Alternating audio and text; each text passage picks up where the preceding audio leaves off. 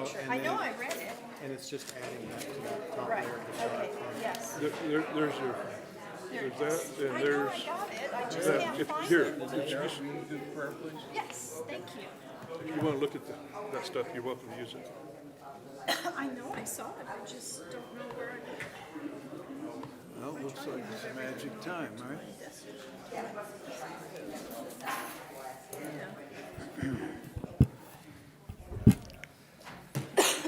Good morning.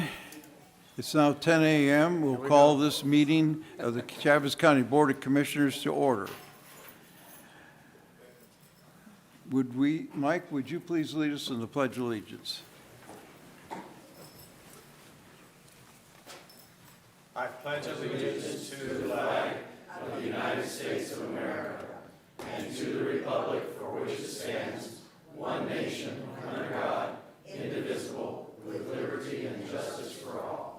Dara?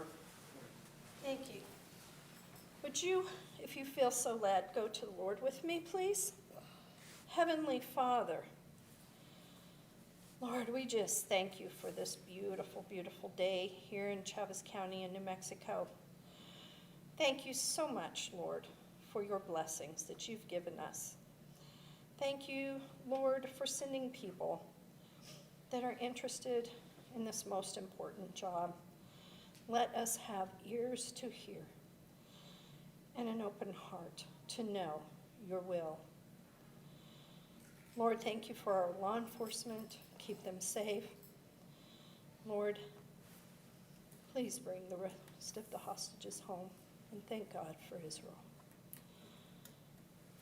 Thank you so much, Lord, for this day. And to God be the glory. Amen. Amen.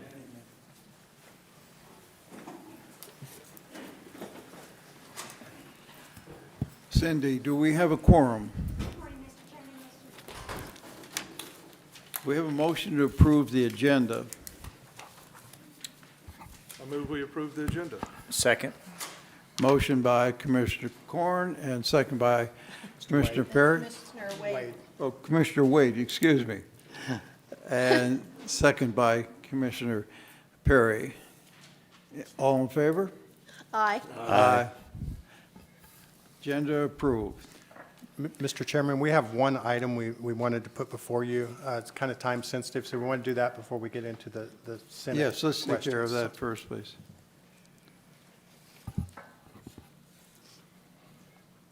Good morning, Mr. Chairman, Commissioners. Agenda item number 1 is Resolution R 25050, approving changes to personnel charts. This resolution incorporates the renaming and upgrade of the Building Inspector Code Enforcement Officer to Certified Building Official. The position specification summary for the above-named position has been updated accordingly. Chart A1, B, and C have been updated to reflect this change. The position will be moved from Chart C, Level M, to Chart C, Level N. Staff recommends approval.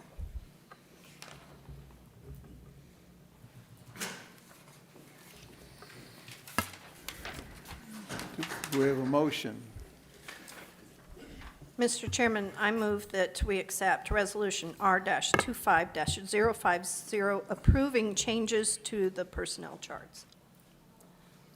I'll second. Motion by Commissioner Dana and second by Commissioner Perry. Any discussion? All in favor signify by saying aye. Aye. Aye. Motion approves 5-0. Thank you. Thank you, Mr. Chairman. Agenda item number 2 is to provide a name to send forth to the governor of the state of New Mexico for Senate seat number 33, which was vacated by Senator Nicholas Paul. We have a little process that we'd like to go through. The clerk. Yes. Would you verify each one of the candidates that they live within the district and are registered? Yes, sir, Mr. Chairman. Would you like me to read the names? Yes. Okay. So a request was received from Mr. John Block. His current voter registration does not show him in the district. However, he has submitted an updated registration as of October 14th of this year that will be processed as soon as the books open from this 2025 regular local election, which will put him in Senate District 33. Okay. We received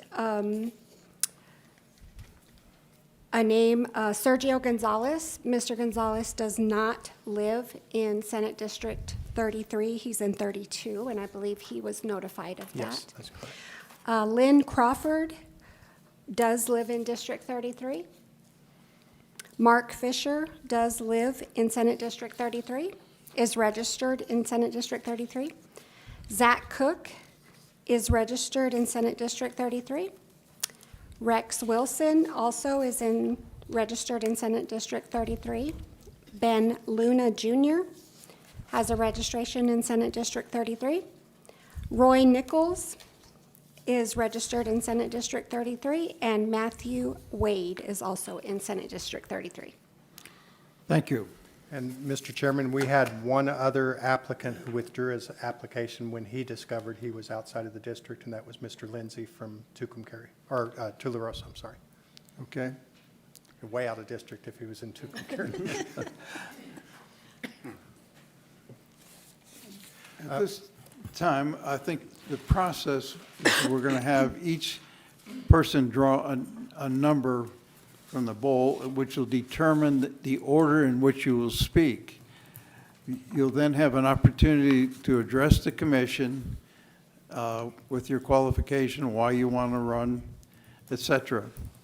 At which time when you finish after 3 to 5 minutes, the commissioners will be able to ask you questions.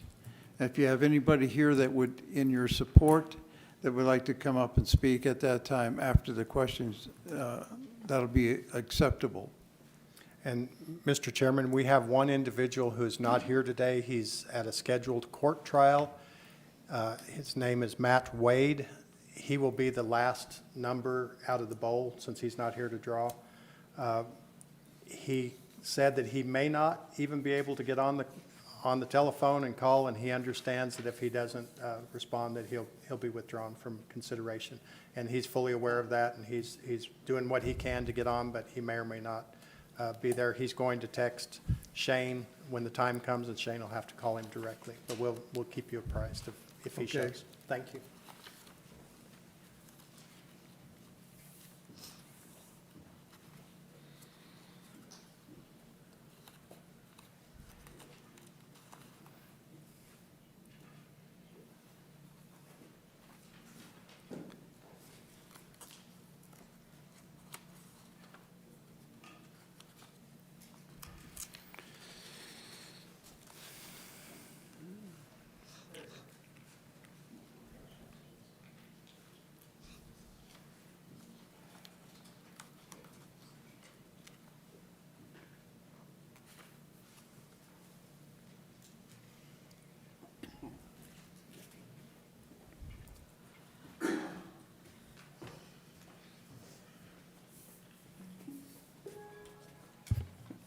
So Mr. Wade is number 2.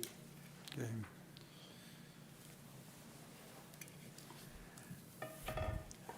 Okay, whoever has number 1, would they please come forward? And Luna.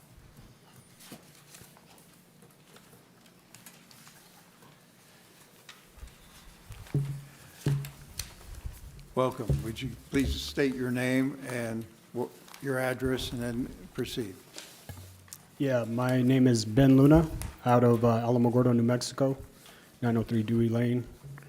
And do I go ahead and speak now? Yes. Okay. Thank you to the county manager and county commissioners for hosting this appointment process. First, I want to remind everybody of 2020. We had the mostly peaceful protests in major cities in America and even cities of New Mexico. We also had the lockdowns in the nation, with our state being one of the worst and the longest lockdowns, destroying 40% of our small businesses. And we didn't have many lawyers stand up in that day. Then we had forced vaccinations, and we were required to show papers of immunizations, COVID shots, and boosters. And let's go ahead and fast forward to the Biden administration targeting the former president with lawfare in the same way our industries and ranchers are targeted, using the courts to bankrupt people until they quit. And let's fast forward again to most major universities, which had queer Marxists and pro-jihadists collaborating in protests and attacking Jewish students. Then, very recently, we had, on June 13th, 2024, President Trump was shot. September 15th, 2024, another attempt made on our current president. And September 10th, 2025, Charlie Kirk was martyred in front of the world. And yesterday, New York City elected their first Democrat socialist mayor, who, through Marxist demonstrations to defund the police and advance Islam, has gained influence. This is just a short glimpse of what we've had to endure and still choose to stand, to speak, and to act. I've worked with the Turning Point organization and just got back from filming at 3 different HBCUs to still stand, speak, and act. Charlie Kirk was actually the reason I got to shake hands with President Trump in Detroit, Michigan. Why were these men targeted? They were good at what they do. And that's speaking for truth, standing for truth, and rising to the occasion when the nation needed them. Mamdani wants for New York everything our governor and socialist legislators have already done to New Mexico. The political climate will require the appointed senator to stand, to speak, and to act when called upon. And that's what I've done alongside grassroots leaders throughout the state and nation. And that's what I bring to Santa Fe. The best opposition to communism and socialism is someone not afraid to stand, to speak, and to act. Not to act is to act. Not to speak is to speak. Words from Dietrich Bonhoeffer, who stood alone against a socialist regime, and that's what Senate District 33 needs. Why did multiple ranchers of our state contact me throughout the years to help them stand against state and federal agencies or joint efforts taking on national asset companies meant to take away our ownership while monetizing our property they steal from us? It's because I made sure their voice was heard statewide and nationwide. And that's what New Mexico Senate District 33 needs. Thank you. My name is Ben Luna, candidate for New Mexico State Senate District 33. Commissioners, any questions from Mr. Luna? I have a question. Mr. Luna, looking at your resume, it appears you have what do you, I mean, I read your resume. What do you think has prepared you to go now from, we're going to go pretty fast here in the session. I mean, you're going to go start at 0 and go to 60. What has prepared you in your life history that would allow us to accept that responsibility?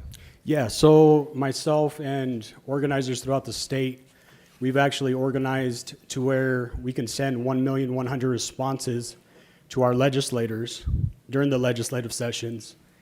And that's to push back against the Second Amendment ban. That's to push back against 2A policies, the mandated EVs. Just about everything that we've designed and developed has been used by our legislators. And actually, they're going to be submitting something that counters all the movements of the sexualizing of children with the books in the libraries. So they're going to be using our material, and they have used our material in our efforts to counter a lot of these movements. And I know we're outnumbered, but we've done things that haven't been done before, and it's working. And that's just through coordination, grassroots efforts throughout the state of New Mexico. Why have you not decided to run for an office prior to this? Yeah, Otero County, Lincoln County, and Chaves County, we always put out great candidates. So this hasn't really been available. The transition was right after Senator Bill Burt was Nick Paul. And I actually heard Nick Paul at the radio station, and I heard him speak, and he was definitely a great man for the job. And I told him that personally that same day.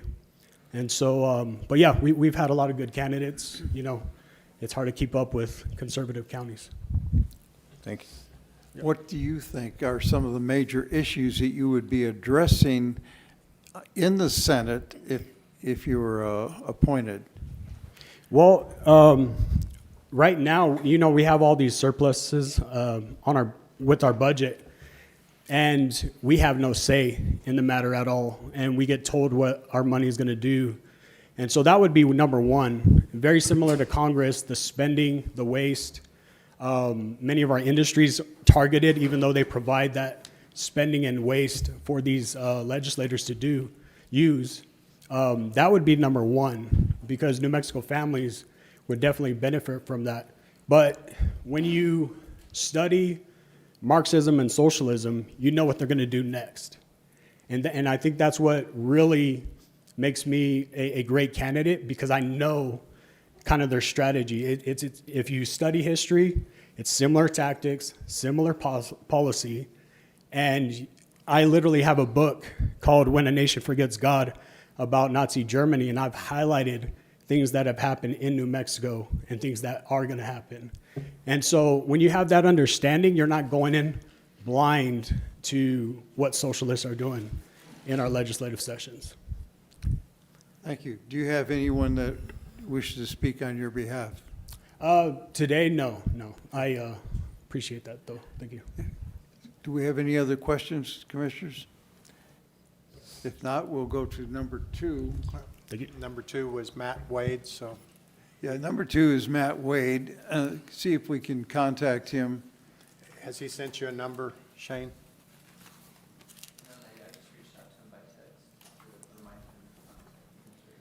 Okay.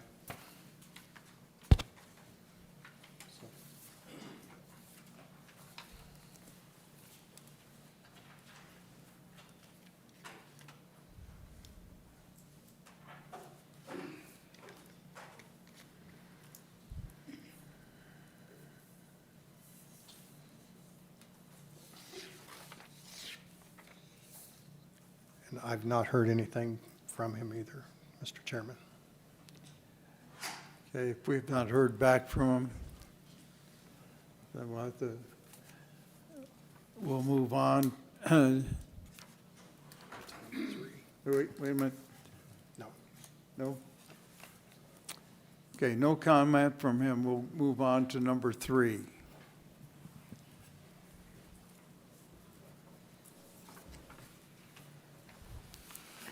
State your name and address, please. My name is Zach Cook. I live at 111 Meadows in Ruidoso. Good morning, Commissioners. Zach Cook. I am a lawyer in Ruidoso, where I live with my wife and 2 sons. I've been there since 2004 when I graduated from UNM Law School. I went to Clovis High School and UNM for undergraduate school. In 2009, I was appointed to the legislature, to the House of Representatives. And for the first 8 years of my time there, I really loved it. I was very excited every day to work with my colleagues on both sides of the aisle to pass good legislation and to try our best to kill bad legislation. And it was great. And I've continued to run my law practice, my small law practice in Ruidoso. I got married in 2013, and my wife had 2 kids thereafter. And things started evolving in the world after Trump was elected. And I started noticing patterns of, for all those first years, I really believed that that the Republicans and Democrats weren't that different. It was kind of like their approach to government was like comparing Methodists and Presbyterians to their approach to Christianity. I really believed we were all on the same page, but we just had differences of opinion. But then, 2017 and onward, things started changing, and I did not like what I saw, and I didn't really know how to process it all. And then in 2020, with the COVID lockdowns, it all came together that we're not really on the same page with the way the world should work. And it really, really disturbed me. And I started drinking a lot in those days in 2020 with the lockdowns. I was very afraid for the future of the country and our state and for my kids in particular. I know you all have heard rumors of my behavior in those last few years, and they're not all true. They've all been greatly exaggerated to a certain extent, but but it was very troubling to me. And in 2002, I decided it was best for me and for my district and for my family for me to come home and get my business together. And I did, and I swore I would never go back to that place. And when Mr. Paul resigned, I was also prepared to live with the consequences of my behavior, and I was accepting that I thought that I burned all my bridges, and I tried my best to. I was very obnoxious and very mean in a lot of ways. I didn't like who I was, and then so I reflected on it the last 3 years, and I, had an epiphany about a year and a half ago, and I realized that I'm not angry. I was sad and I was scared, and so since then I've working really hard with my wife and my kids. I didn't want my kids to see me in that weak state, and things have gotten a lot better. But again, the day before Paul resigned, I was still ready, willing, and able to live with the consequences of the way that I behaved. And then the day after he resigned, I got phone calls from some people who I really admire, and they encouraged me to put in for this position. So I talked about it with my wife, and she was supportive, and so I did, and I'm here today. And I'll tell you that I don't have a burning desire to go back to Santa Fe, but I feel an obligation to serve the people of New Mexico and Lincoln and Chaves and Otero counties. So if you guys send me, I was called because I'm a lawyer, and I understand that a lot of people who aren't lawyers don't like lawyers. I understand why, and I understand why they think that lawyers should not be in the legislature, but the folks who called me specifically for that, and I've seen it firsthand that you do need lawyers there, particularly on the Judiciary Committee. And so my priorities will be to work ridiculously hard. As I was talking to some of those folks, I told them, this is going to be completely different than my time in the House, because if the burden on me is to be the lawyer in the Republican caucus, then I intend to take that very seriously and spend a lot of time analyzing bills and working my hardest to explain them to my colleagues and to kill as many bad bills as we can in the judiciary and on the floor, and to do my best to pass good Republican legislation. So if there are any questions. Thank you. Commissioners, any Yes, questions? I do. Thank you, Mr. Chairman. Thank you, Representative. I remember you being up there. I appreciate everything that you did. I appreciate you being open and honest. We all need to be open and honest. My husband used to joke when I was in the legislature. I was in the House in District 58. He always said, we need to move Santa Fe to Vaughn. That way you people will get up there, get this crap done, and leave, because nobody wants to go party in Vaughn. So I understand. It's a big party.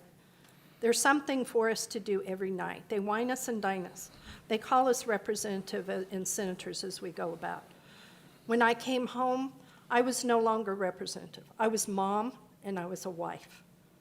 So I appreciate you being open and honest about this, because everybody gets caught up, no matter who you are. COVID. I looked up your past legislation. Thank you very much for what you did. The vaccine cards, working with our own representative, Greg Nybert, who was a lawyer. I'm sorry. Quit labeling everybody. Lawyers are on our side and their side. Farmers, ranchers are on our side and their side. If we label everybody, we're never going to elect anybody for the rest of our lives. You are a lawyer. You did a lot in Santa Fe. I looked up your legislation. I appreciate you standing up for those of us that were locked down. I admit, I drank and I ate because what else was there to do during COVID? A lot of us did. I also had to watch my dad pass away without me being in there because of stupid COVID restrictions, because this governor did that. But you guys stood up. The House stood up. The Senate stood up. Our side stood up against that governor because of these restrictions.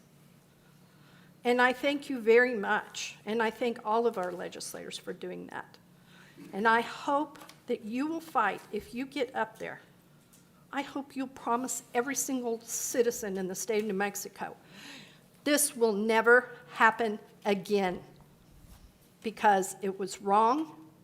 It hurt my parents. I watched my parents deteriorate. My mom had dementia. She didn't think she could go to the store. She didn't think she could walk out the door and walk around the block because of this. I appreciate everything that you did. And please tell me when you get to Santa Fe, you will fight for Chaves, Lincoln, and Otero County. Darn right I will. Thank you. Any other commissioners that have a question? Yeah, I got a couple questions, just to lighten the mood a little bit. I appreciate you being honest. I know how those rumors can fly, because my uncle said I threw 8 touchdowns one time in a game, and I didn't throw 8 touchdowns. It was a little bit less than that, but I won't go there. I see you went to Clovis, and Clovis was a problem for me when I was in high school. I don't know if you remember those days. We look about the same age. It seems to me, though, that you're a pretty busy guy right now. Is that correct? It I mean, is. you got a business, you're working, you've got several irons in the fire. How would you associate all those juggling balls with this, if this was to be a new venue for you? Well, as I mentioned, my priority is my wife and kids. Right. And my wife and I have talked about that, and they're in a private Montessori school right now. And How old are your kids? 7 and 9. 7, 9. Yeah, so we're going to have to, we'll all go up there. One of my problems was also that my wife was at home with the kids. And none of us want that again. And I don't want to miss those days with my son, so we're going to all go up and find some sort of school for them. Right. Some sort of alternative for their schooling. And then my job, my biggest client, my favorite client, is the Village of Ruidoso. And they worked with me. We worked together. I was able to continue to practice law, and I think it was also beneficial for me to be up there for the village. So I don't see it as a problem. I will, like I said earlier, I do understand that I will be working a lot harder in my job as a senator than I had to previously, but I feel capable of doing that. So you were working for the village when you were a representative before? I was outside contract counsel. Okay. And you mentioned earlier during the COVID times, those triggers of being polarized on politically, those still exist. Is that going to be an issue for you? No, I've learned from it, and I've reflected on it a lot, and I just see it a lot differently. I feel like I'm a lot more realistic about where we are and how to handle it. Well, thank you for your honesty. Appreciate it. What issues do you feel are important mainly to the south part, to District 33, and of course also representing Chaves County, which here in the southeast, the oil and gas industry is very critical to us? What issues do you feel are important in representing this area? What I know of Chaves County, and I'm not an expert in Chaves County, I've never represented them in the past, but oil and gas and business as well as the cultural aspects. I love Eastern New Mexico. I love our culture, and it's been under attack for a while, and I intend to defend that vigorously.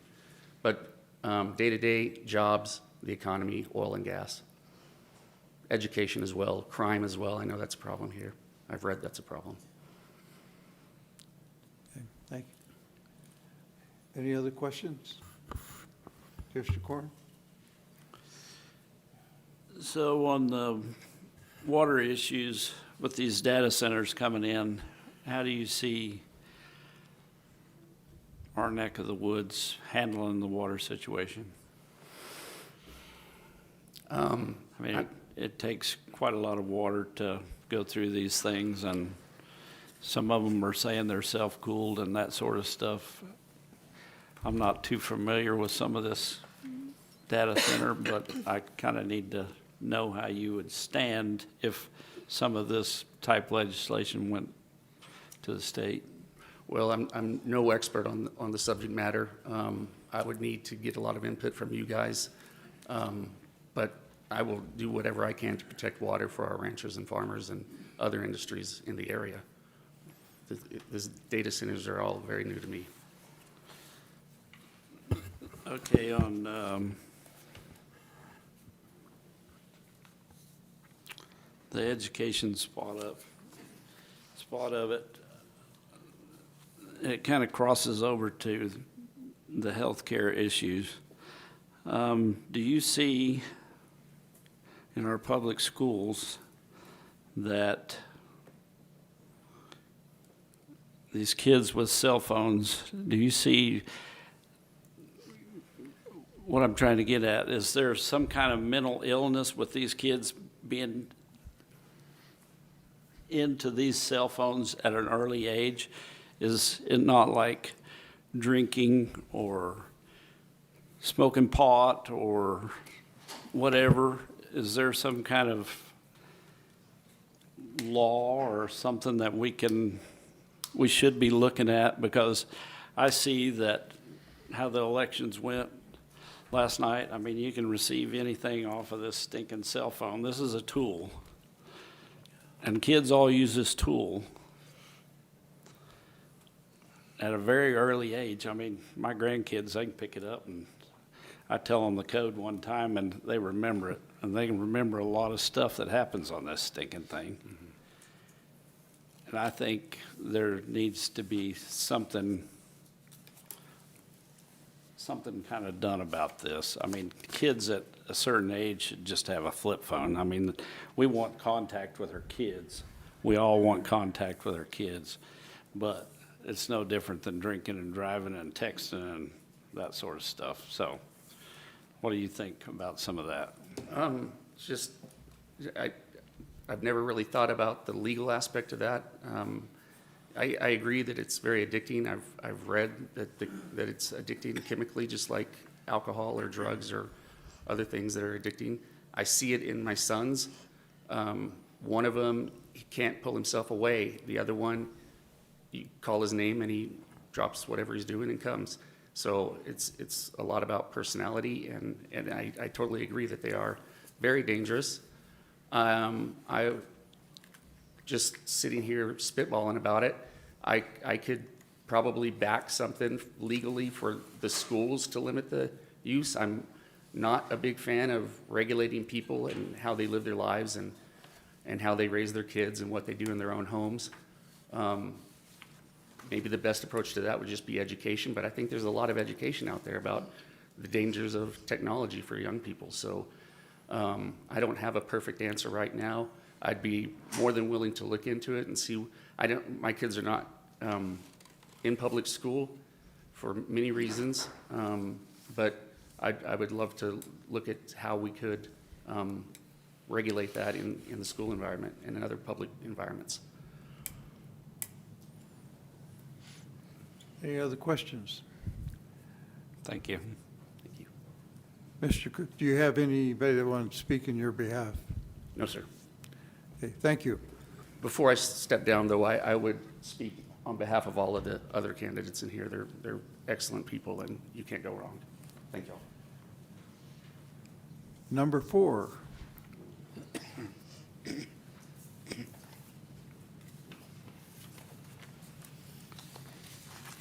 Morning, Chairman. Good morning, Commissioners, and thank you for this opportunity. My name is Mark Fisher, Commander, United States Navy, retired, 22 years as a seagoing officer. I've been all over the world. I'm a father, a husband, grandfather, a commissioner, and chairman. I have a breadth of experience that I think is hard to compare. I've been all over the world. I've seen countries everywhere. I've been involved in some very, very tense and difficult, dangerous situations in my life. I've been to the Marine Corps Command and Staff College. I got a master's degree at Naval Postgraduate School. I've got a Bachelor of Science. I'm well educated, and most of that education has come through experience, through self-education. I spent 10 years here in Roswell, actually at RAAC, being part of Mystic. 10 years, training Special Operations Forces, 3-letter agencies, working with local ranchers all over the county and other parts of District 33 in support of those missions. I've come to know and love a lot of these people. I won't go through the names. I could, but that's unimportant right now. In spite of the fact that I spent all that time at sea as a naval officer, I've always come back to the earth, to the ground. That's where our substance lies. The hardworking farmers and ranchers, the families that have been here for generations, doing things that other people don't want to do, but they do them because they love them. I also spent 8 years as an engineering group leader in Rio Rancho at Intel, building logic chips. Very scientifically oriented, engineering oriented. I had 15 or more engineers and others, manufacturing techs, working for me.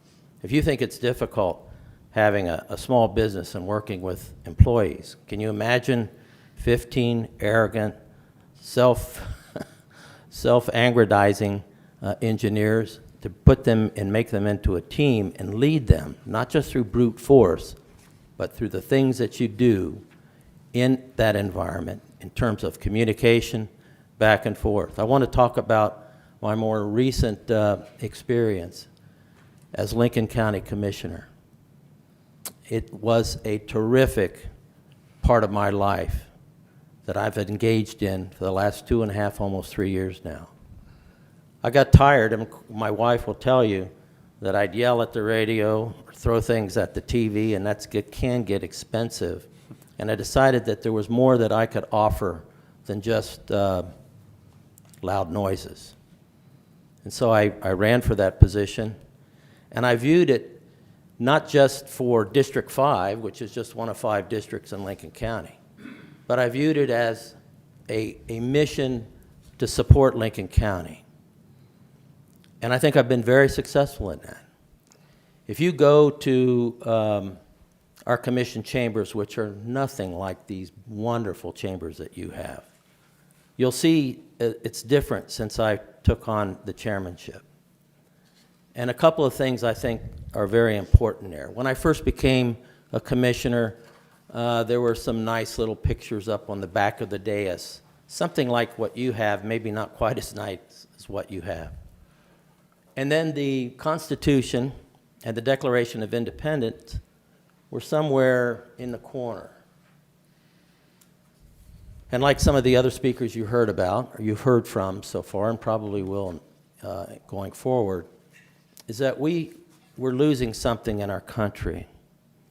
We're losing our civil society. We're losing our reverence for the Constitution, the rule of law. And we're losing the principles and the belief in the Declaration of Independence, which founded this country very much so. It's at least the words encapsulate the founding. We hold these truths to be self-evident, that all men are created equal and endowed by their Creator with certain unalienable rights. And what does that mean? It means that these rights are given by God. They can't be taken away by government. They can't be taken away by any person. They are there whether you support them or not. life, liberty, and the pursuit of happiness. Read pursuit of happiness is property. Private property is essential for freedom and liberty. So we ended up putting the Declaration in the center and the back, the Constitution to the left of the dais, and lo and behold, we put the Ten Commandments on the other side. And why is that? Because we were founded on Judeo-Christian principles.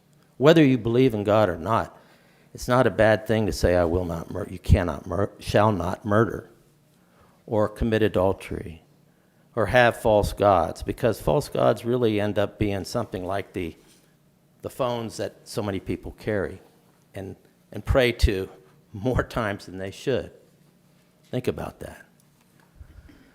I'm concerned about sustaining our way of life, the agriculture, the farmers, the ranchers. There's nothing prettier than to see a farm with a pivot on it, growing feed for the dairy cattle.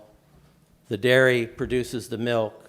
The milk goes to Leprino and produces cheese. You see how that works? And then the cattle produce what they produce, and that turns into fertilizer. And so it's a system that works. It's wonderful. I've been a staunch supporter of maintaining that tradition. I have racing horses. I've had them, well, almost 20 years now. They don't race too good, but I love them anyway. Did you wrap it up here shortly? Yes, sir. I'll be more brief. Thank you. I would say that I know many of these ranchers and landowners here in Chaves County. I know REAC. I know the business community. I was on the EDC for 7 years. I think I did a good job in supporting that effort, and you can see the results of it today. So I would say thank you very much. There's so much more I could say, but you've got a time limit too. Thank you, sir. Commissioners, any questions for Mr. Fisher? Mr. Chairman, I'd just like to ask, I see where you were with Mystic. Yes, ma'am. That was a fun place. We did a mock disaster out there when I was with Red Cross. They had some incredible toys. Our governor has, you talked about rights and stuff. Our governor is attacking our rights, as you well know. Absolutely. From COVID lockdowns. Also, Second Amendment. Yep. Please tell me how you would stand up for our Second Amendment. Well, because I've been she's a coming with lifelong a NRA vengeance. member. I obviously pro-Second Amendment. Let's get rid of that 7-day waiting period. That's critical. The magazine legislation that's come in, anything over 10, you can't have. It's amazing to me how these folks go after the law-abiding citizens. I'm a concealed carry legally, but there's an awful lot of people that conceal carry illegally. I believe in constitutional carry. And what that means is that we have the right to carry a weapon, and I think this place would be a lot safer with that proviso. It gets back to the crime stuff, qualified immunity for law enforcement. We need that back. Because every time, a sheriff's deputy or a police officer goes out there, gets in an altercation, every arrest, most arrests, if they arrest me, it's not going to be ugly, but a lot of arrests are ugly because the person you're arresting often doesn't want to be arrested, is probably a criminal, a suspect, and so it gets ugly. What does that mean? There might be some force needed, there might be a taser thing, there might be something else where the officer has to protect him or herself and those around him. Those officers need to be protected with qualified immunity. That's another thing. Let's get rid of no cash bails. Let's put the repeat offenders in jail. Most violent criminals are only, a small percentage of the population. If you took them off the streets, your crime rates would come way down. Those studies have been done multiple times. So these are some of the things that I would do. There's more. Thank you. Thank you. I have one question. As a chairman, you're the chairman, right, of Lincoln County? Yes, sir.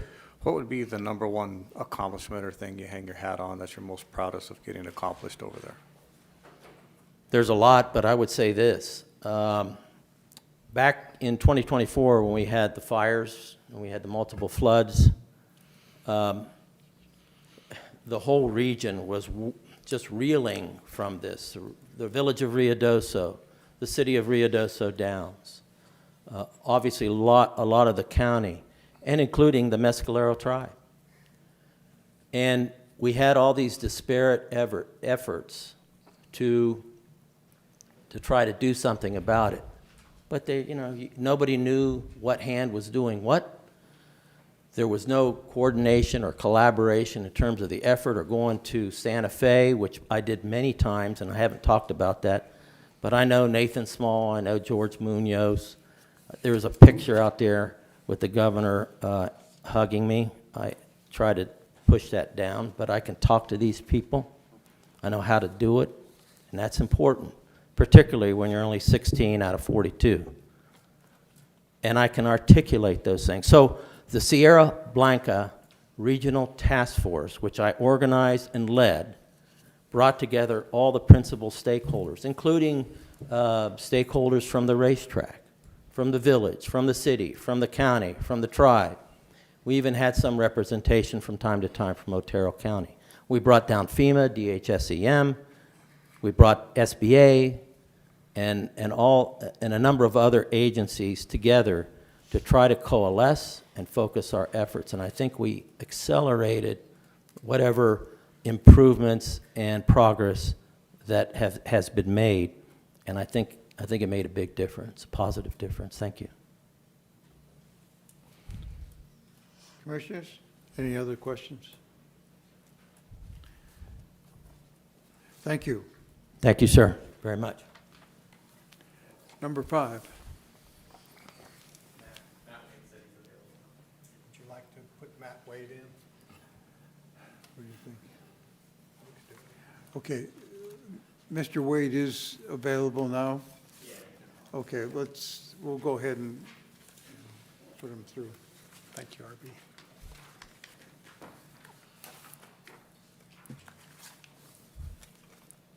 Did you have anyone to speak on your behalf, Mr. Fisher? I know Tina's here. I'm sure she's... Is that all right? Yeah, go ahead.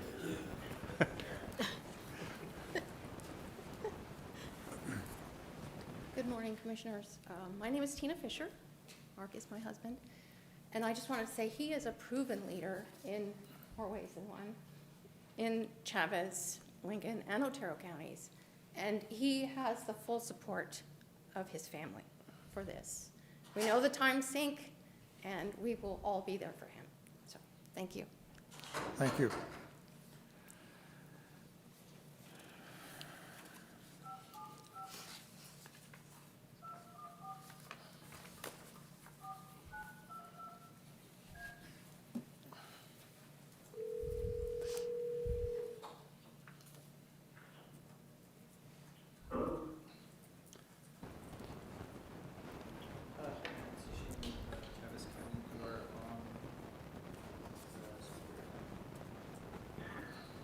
Fantastic. Good morning, and thank you for allowing me to appear here over the phone today. Am I on the speaker with everyone, and now is my allotted time to chat with you all? Yes, Mr. Wade, we have you on speaker. We can all hear you well, and hopefully you can hear us talking back to you. This is Bill, the county manager, and we're waiting to hear you. I can more or less make out what you have to say. It is obvious that you're not as close to the speaker as Shane was, but I'll do my best. And if I need to ask you to repeat anything, then I'll certainly speak up for myself. That's not a problem. I just wanted to, again, thank you all for allowing me to appear here over the phone this morning. I am a practicing attorney, and as I trust that you've seen from the material that I submitted with my letter of interest, I've been a practicing attorney in the 12th district for most of my career in the 12th judicial district, which is comprised wholly of Lincoln and Otero counties. I have had during my time as a prosecutor, I had a few special prosecutions that I did in Roswell and in part of the 5th judicial district,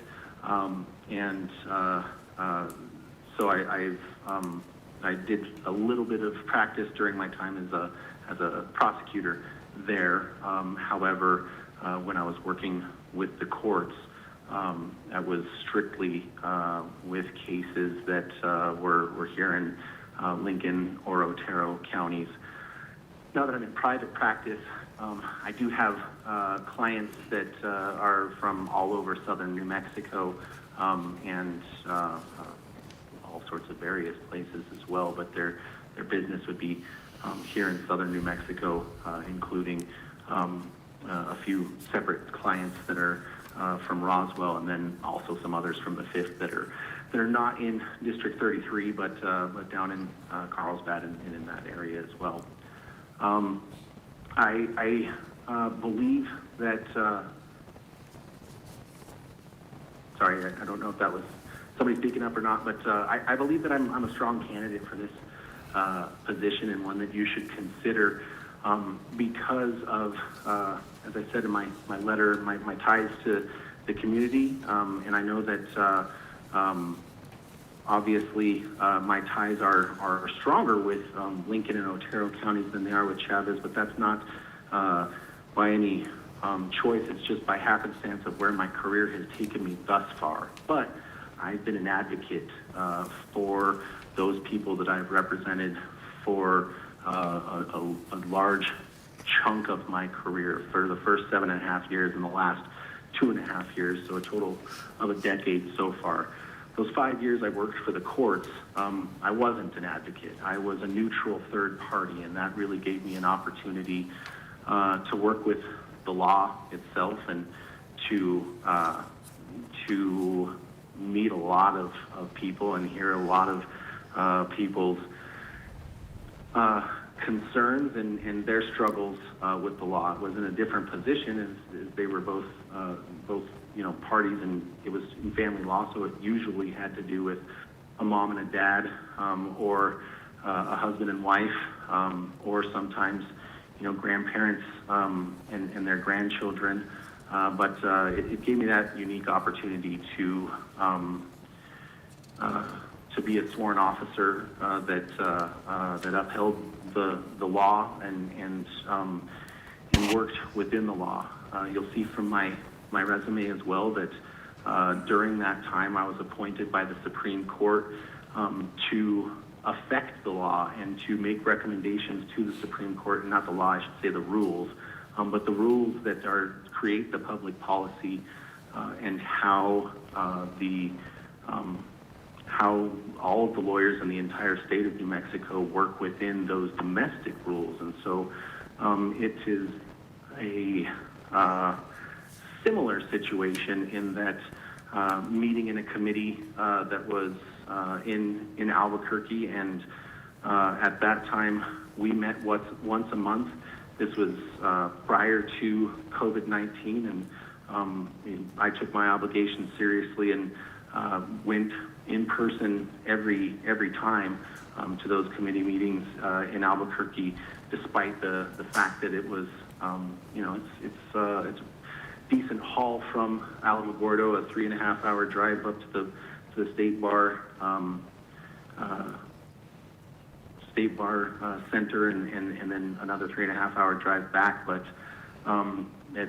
I've got driving is a place where I find my calm and my ability to I guess index the thoughts that are in my head and all the things that I'm thinking about. Plus, the roads between here and there are some of the most beautiful parts of the state, if you ask me. So it was my opportunity to affect that policy and those rules that all of the attorneys who practice family law in the state of New Mexico have to adhere by. So I think that that's a little bit of an example of that I'm prepared for this position. I know, based on the other people who have applied, that obviously there's other people who have current experience or past experience with politics, with representation, with advocating for the members of our community, and I don't have that. I am not a seasoned politician. I have not run on a state ballot for any position, but I think that that's something that sets me apart. I think that's something that we could use as well, because that is a fresh perspective, a fresh voice that would be representing our counties in Santa Fe. I think of myself definitely as a fiscal conservative, and I think that one of the important things that, to me, in ensuring is that we voice that while our state may have a surplus right now, and that's a question, but that doesn't mean that we need to be spending everything that we have, because I'm 46 years old, and I do remember the times when we did not have that. I do remember when when my pension was questionable as to whether or not it would be fulfilled working for the state of New Mexico because of budgetary concerns. Okay, Mr. Wade, can you start wrapping it up, please? I remember at the same time that the voices that were in Santa Fe were also strongly against things like fracking, but now Mr. those Wade, your same time voices. is concluding. Could you please wrap it up? Yes, but now those same voices speaking out of both sides of their face and don't want fracking, but are enjoying the fruits of those. And so I think there's somebody such as myself that could be a conservative voice that make sure that we don't ruin those relationships with oil and gas, but also spend any income from that conservatively. I think I'm a fantastic candidate also for my law enforcement experience and for being a public servant for most of my career. And I'll stand for any other questions. Commissioners, do you have any questions for Mr. Wade? Mr. Wade, this is Commissioner Michael Perry. Can you hear me okay? I'm doing okay right now. It seems, looking at your resume and letter of interest, you have a lot of things that you belong to and a lot of jobs to fulfill. Have you thought about how you would accommodate this new position in all your various roles? Do you have enough time for this? I'm sorry, I will have to have somebody repeat the question. I'm sorry.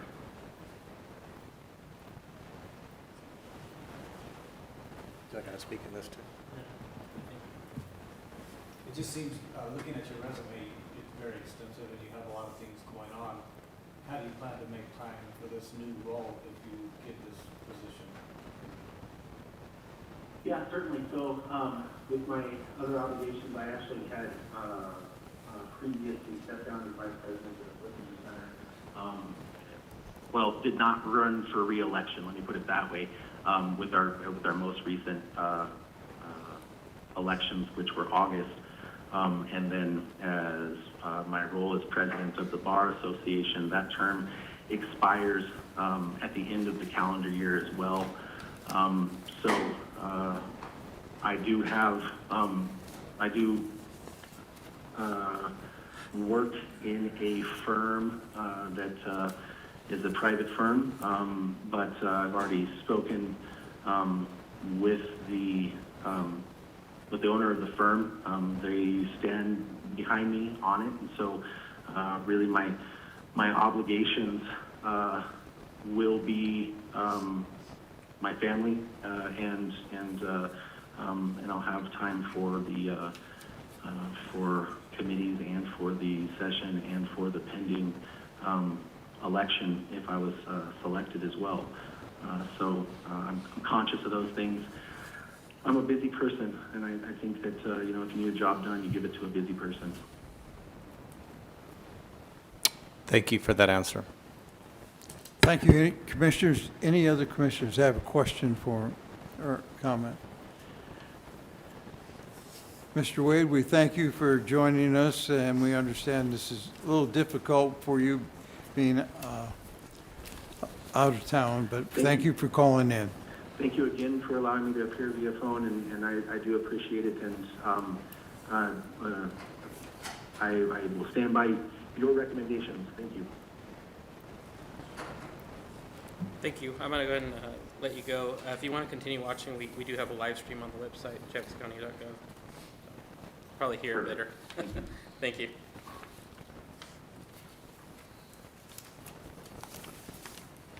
Would you state your name and address, please?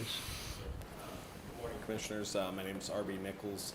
My Would you address speak into the microphone, please. my address is 183 Cottonwood Canyon Road, La Luz, New Mexico, 88337. Thank you. Thanks. First, I'd like to acknowledge all of the candidates and the value that they bring to the table and the various skills and experience.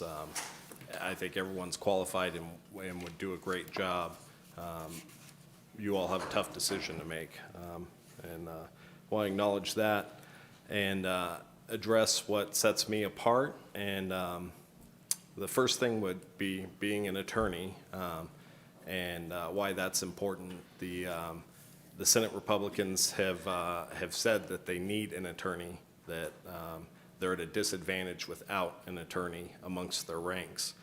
So first and foremost, that is why that qualification is important. Some other benefits are enhanced familiarity with drafting legislation, ordinances, analyzing bills, procedural expertise and ability to implement that as a floor strategy, being available to colleagues to provide legal analysis and advice without having to wait for turnaround from legislative counsel services, which is serving everyone. So that takes time, and with a 30-day session, every minute counts. The ability to question and speak during committees, challenge bill proponents, cross-examine them, ask them questions that are kind of very intricate into how the bill will play out, the consequences of it, and then simply providing some credibility of having that training and knowledge. That being said, there are negatives to having attorneys in the legislature, and I would say there are too many attorneys in the legislature, but for the fact that the Republicans don't have one. So we're going to put that aside and say the Republicans need one, but certainly the industry-friendly, self-serving legislation is good for attorneys and their colleagues. It is not necessarily good for New Mexico. If you spend any time with our statutes, you'd know that they're written in a very complex, unfriendly manner to read and understand, and that's a problem. Laws should be simple and straightforward and easy to understand. So those are some of the negative aspects of having an attorney. But that's not all I bring to the table. I also have a wide range of diverse experiences that allow me to converse effectively across a broad array of groups, people, and industries. That includes agriculture, military, law enforcement, bureaucracy from the local to federal level, business, local public bodies in New Mexico, legal, obviously, hunting, sports, you name it. I'm pretty good to have on your trivia team.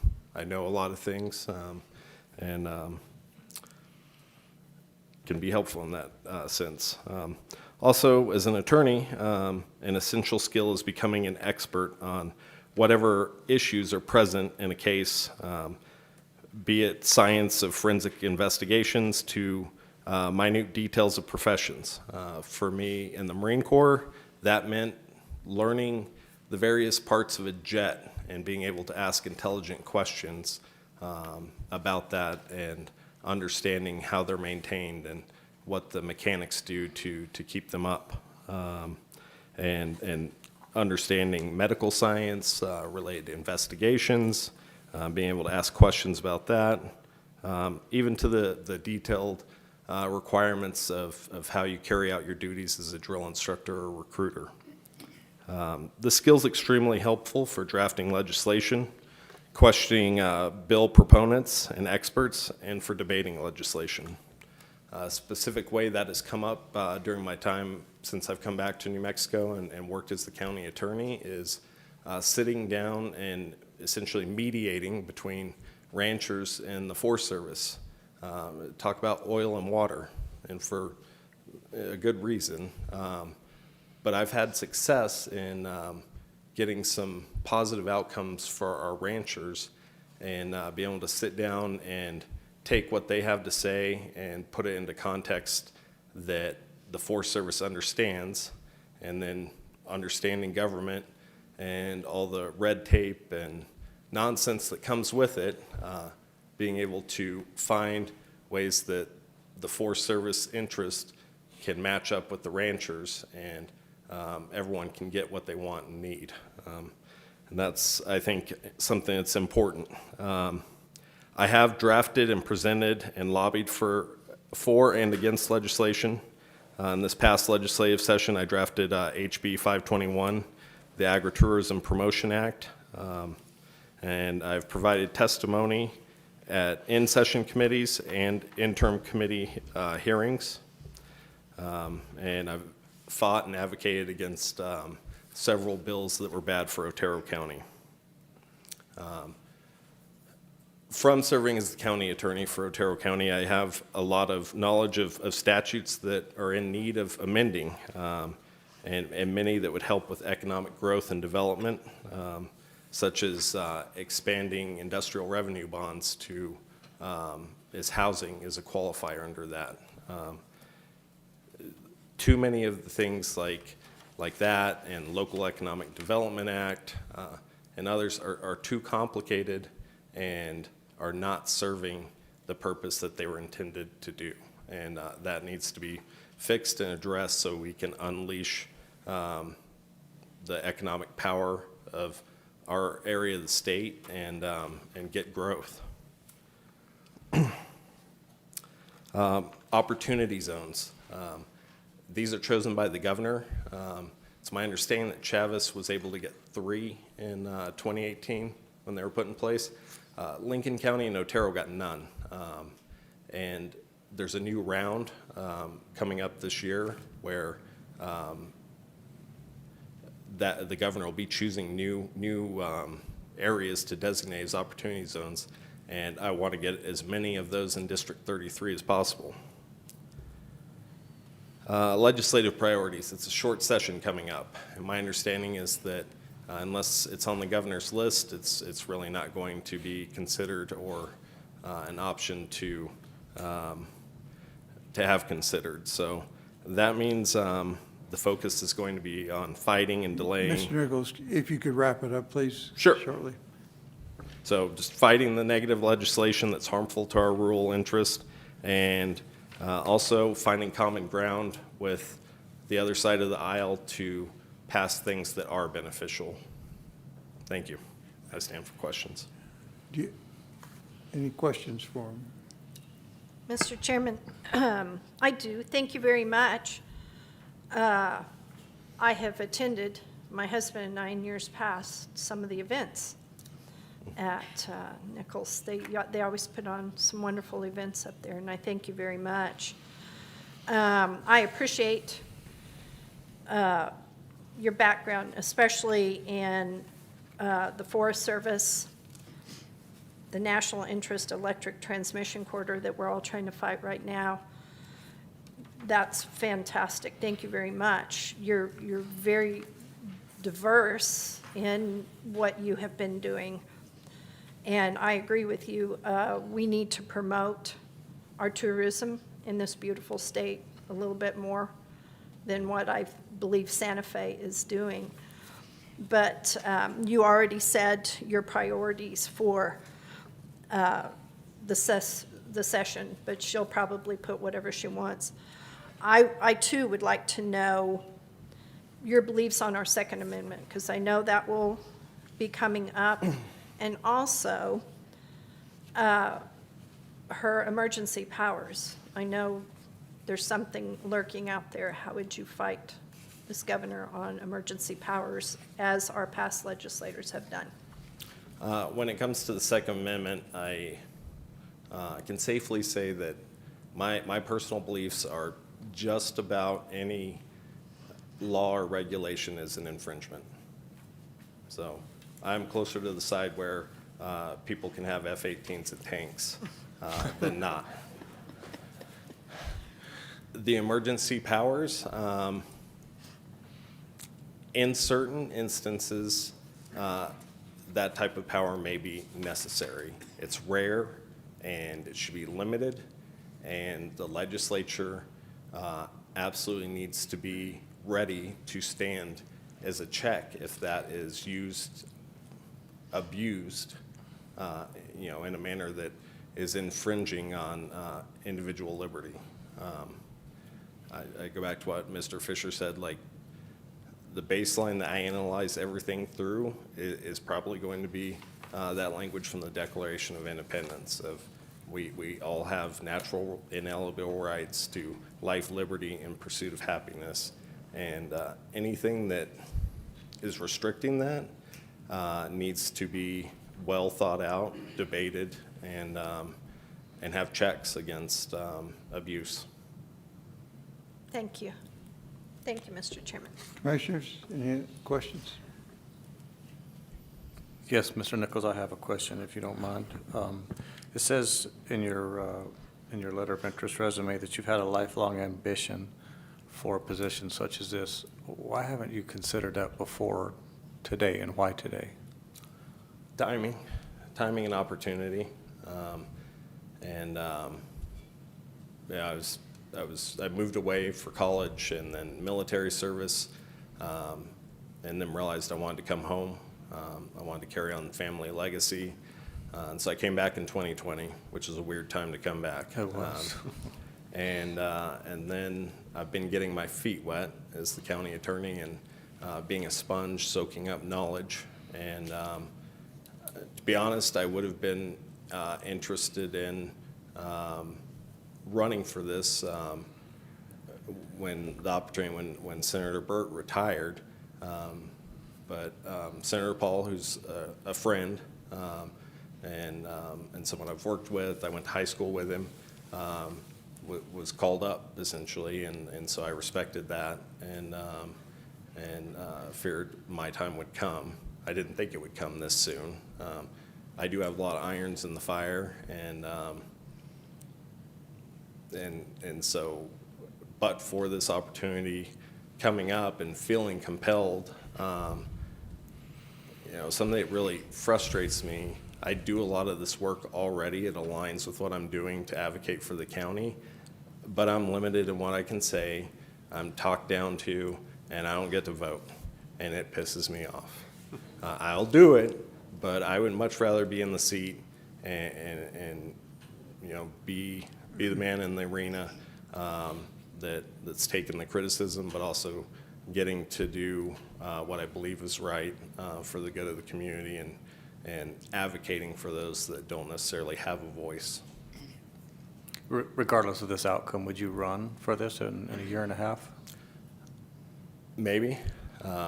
We'll see. It depends on how things shake out and how the landscape looks and what I see is best for our shared community.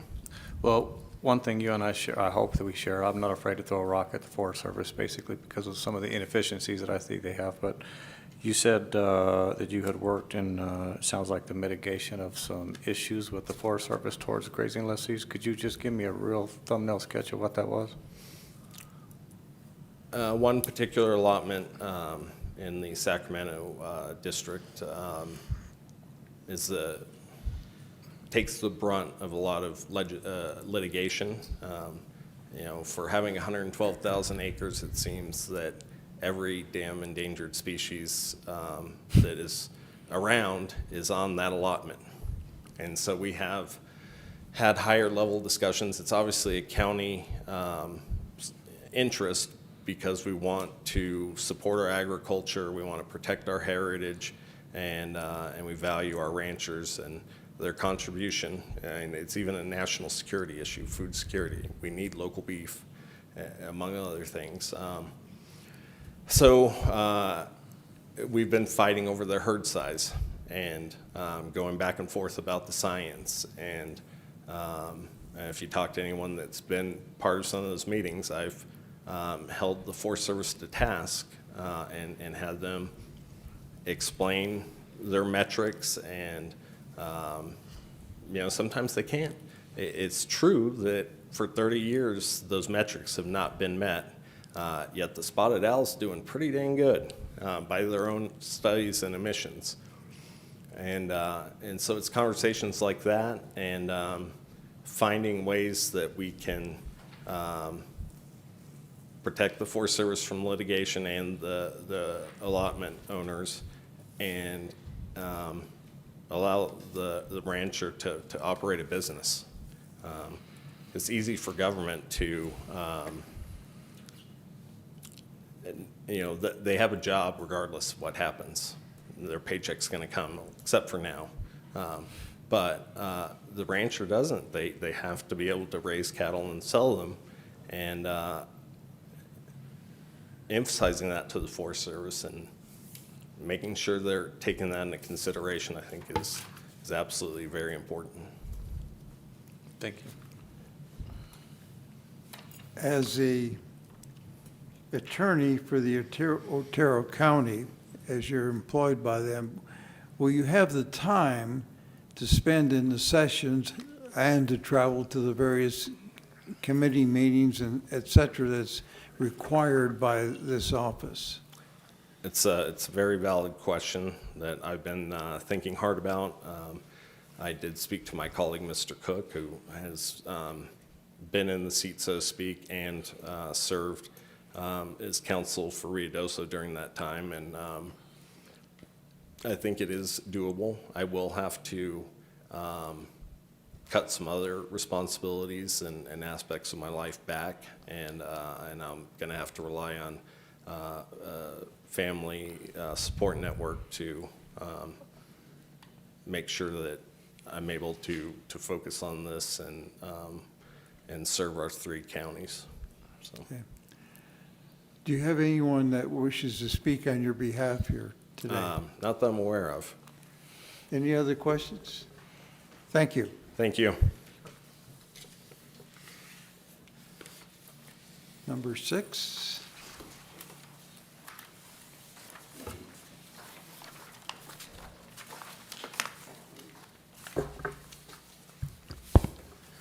Good morning, Commission. I'm John Block. I live at 1304 Ridgecrest Court in Alamogordo. So I'm a native New Mexican and a small business owner who's dedicated my life to serving our people and fighting for the future of our great state. My Christian faith shapes every decision I make, and it reminds me that leadership isn't about titles or power, but it's about service, integrity, and standing firm for our conservative values. In the legislature, I have had the honor of representing the 51st House District and also serving as the ranking member of the Government, Elections, and Indian Affairs Committee. Because representation doesn't just stop when the gavel drops, I also serve on 6 interim committees throughout the year. While others called it a night, I was often up at 2 or 3 in the morning at my desk on the legislative floor debating bills, or reading bills and preparing for committee the next day. And I've built a reputation in Santa Fe as one of the hardest working legislators because showing up matters. I don't just call myself conservative either. I've proven it through my record. Independent rankings have placed me among the most conservative, if not the most conservative legislators across our state. From day one, when I first ran as an outsider and won against the establishment, I have voted as I've promised. My priorities have not changed. And I've delivered millions of dollars in capital outlay to my district, as well as passed legislation, got it across the finish line to help our veterans, to help small businesses and our families. That record has earned the confidence of former Congresswoman Yvette Harrell, as well as business owners in our district and folks in our community across southern New Mexico who know my work ethic and share my vision for our future. At a time when our state is divided, it is critical in southern New Mexico that we stand united and strong with all of our 3 counties in District 33.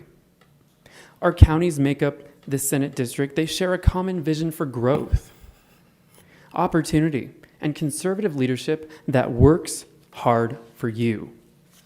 I am committed to being a steady, unifying voice across our 3 counties.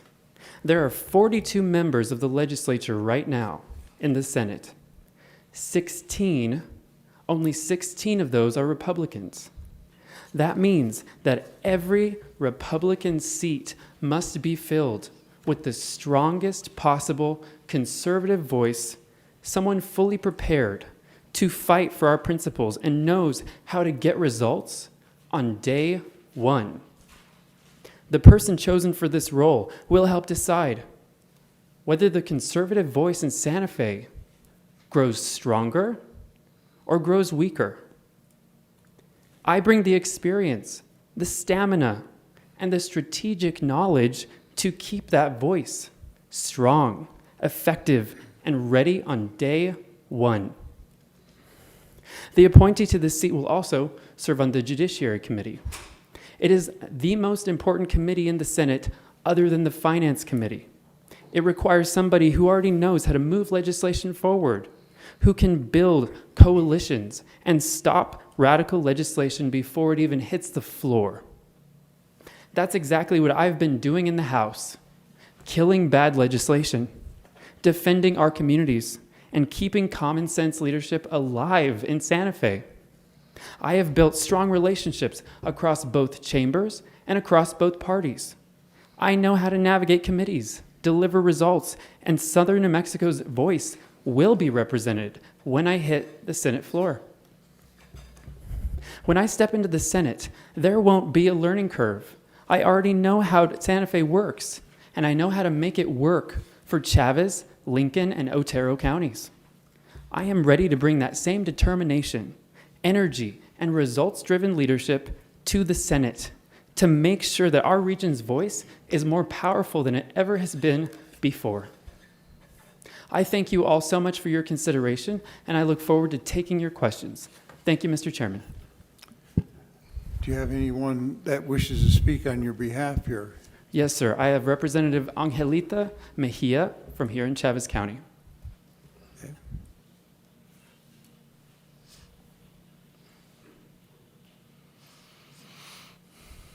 Good morning, Mr. Chair, Commissioners.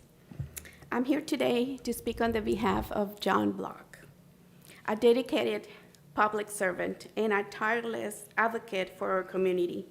John has been a strong principled voice in the House, standing up for the values we believe in and delivers results that matter.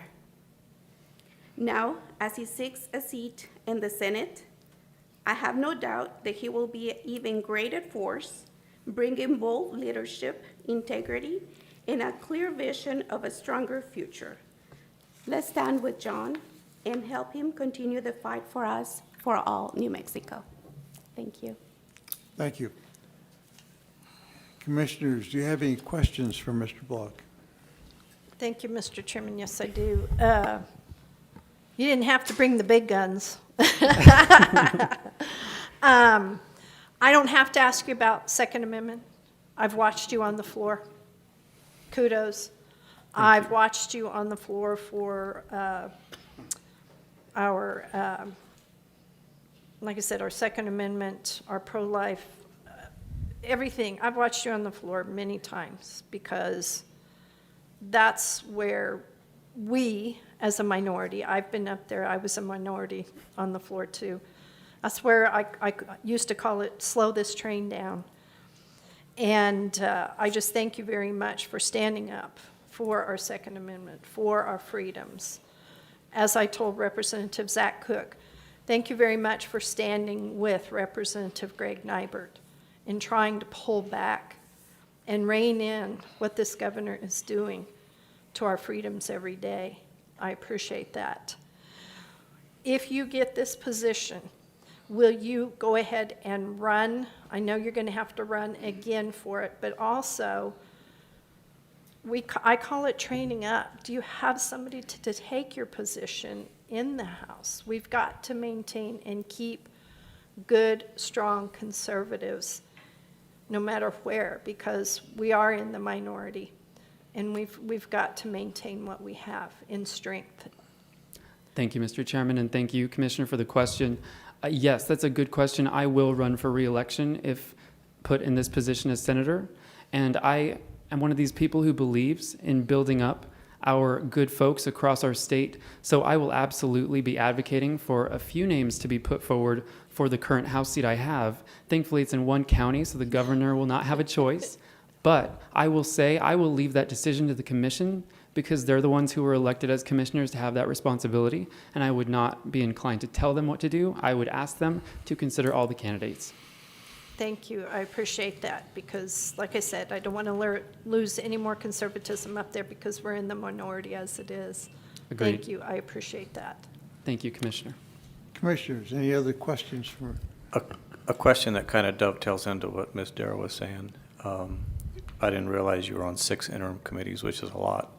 So if this was to move forward, that's a lot of committees that you will leave. Strategically, is that a good move for your party?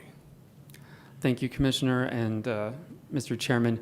Yes, I agree with you. I know that Senator Paul was on a few committees. I'm not exactly sure which ones those were currently, but I will tell you that I am 100% committed to working just as hard as I'm working today on the 6 committees that I sit on. Just yesterday, I was in Santa Fe for the New Mexico Finance Authority Committee, where we fought hard against anti-energy policies that are going to hurt Chaves County. And then right after this meeting, I drive right back up to Santa Fe for Courts, Corrections, and Justice Committee, where we're going to hear about radical policies to try to open our prisons and to let violent felons right out on the streets. So I will tell you that as a senator, I will work just as hard as I do in the House, because I think the New Mexico that I love, that I grew up with, is gone. But we can work hard together to bring back our conservative values to our state.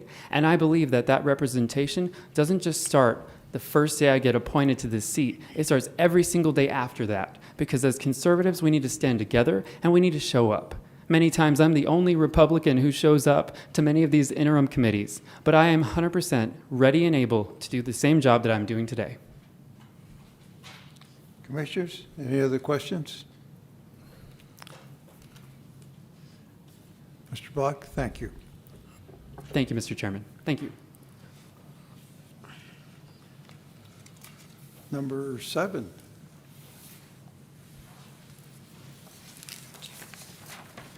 Thank you, Mr. Chairman, members of the commission. Appreciate the opportunity to be here. Commissioner Dana, I appreciated your prayer this morning, and shouldn't we start our day like that? I prayed all the way down here, by the way. Thank you. But I appreciate the opportunity. I want to start by saying I believe in local government, and thank you to each of you for your service in local government. I view this position as a position at the state level to support local government, not the opposite. And in reflection on the comments that's been made and the other candidates, iron sharpens iron. And so I appreciate each of the comments. And we all have very similarities in terms of our conservative values, our Second Amendment supports. I really liked what Commissioner Fisher said about constitutional rights. And I think that's where it started, and that's where we should continue. So my job today is to convince you to select me as a candidate to go forward, and I wanted to, and I know you've done your due diligence, I just wanted to reflect on a few things in terms of my experience. I consider myself a servant. Everything that I've done in my career and in my life and my family life and volunteer life, I do with a servant's heart. I think that's what God calls us to do. I wouldn't be here today if I didn't feel the same way. I haven't aspired to state office or legislative office in the past. I very much enjoyed my role as county commissioner, and even when I reflected on when that started, there's a saying, for evil to prevail is for good men to do nothing. And I have clung to that my career, and I cling to that today, and I appreciate the good men that step forward at this point. I am a fifth generation ranching family, have a forest permit, so I'm very aware of those battles and those issues, and have made it's a big part of why I became involved at the county commission level. Again, going back to the strength of local government to stand up against government overreach. And I think that's a big part of what this position in all three counties is for, is to be aware and fight those elements of government overreach. And some people might call it conspiracy, but there's a lot of plans that are coming to fruition that have been in place for a long, long time, and we need to be educated and be ready to step forward. I did spend time in a career in healthcare, and I think that's one of the things that might be a bit unique as I stand here today. And I think that needs to be one of our priorities in the state legislative level as the industry is struggling, and there's lots of uncertainty in terms of payment and payer source and insurance structures. One of the most difficult things that we face in New Mexico is being able to attract qualified providers. I actually had programs in my capacity with Presbyterian Medical Services in all three counties of this district, and proud of that. Did a lot of growth. I started with 6 programs. When I retired, I had 17 programs. So I think my message in that is I'm a doer, I'm a man of action, and I think that I can use that experience in healthcare. But we've got to position ourselves at the state level. Number one, we're one of the worst states in terms of tort claims against the healthcare industry, and we have to deal with that. It's a heavy lift when you look up the makeup of the state legislature, but we've got to start working on that. And there's some efforts that I think we're gaining some strength. And there's some low-hanging fruit. I would try to recruit a provider, a psychiatrist, a doctor. They would agree to come to one of our small rural communities, and just the bureaucracy of the licensing process would send them somewhere else. So it's those kind of things as a legislator, as a senator, I think we need to work with the agencies to make sure that we can minimize the bureaucracy. I spent my life as an agriculture leader, had the opportunity to go through the leadership ranks of New Mexico Cattle Growers Association, and in that capacity had my turn as legislative chairman, and I spent time as the tax chairman of that organization. So I spent a lot of time in Santa Fe. Would rent an apartment and walk the halls, just like others have spoken today. So I think that experience, I'm a man of vision, strategy, and relationships, I think, are all so empowering to be successful in that. People say, oh, you're crazy, you're beating your head against the wall, it's impossible, but I think, again, for evil to prevail is for good men to do nothing, and we need to step up and make a difference. So I have some proven legislative effectiveness, and a lot of that comes as my time like you when I was a county commissioner in Lincoln County. And so one other thing, and I just, when you think about our community and our state, and you think about food for our families, and you think about health care, which I've spoken to. I've had some experience in education. Number one, I'm married to a retired school teacher, so that qualifies me for a lot. And I'm a product of the public school system, and my 3 sons are a product of the public school system. But a couple of things that I had the opportunity to work with, and some of you will remember the Camp Sierra Blanca that we had at Fort Stanton, and how successful it was in changing the lives of young men that had been adjudicated there.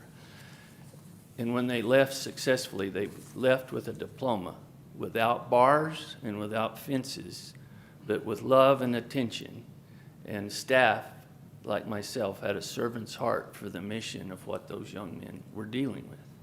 And also with Presbyterian Medical Services, and we have a program here in Roswell where we send a staff into homes of first-time parents. And it's unfortunate that our chain of leadership has changed in our families. But there's a need for young women that don't have their mother or grandmother or aunts or others to help them be a mother.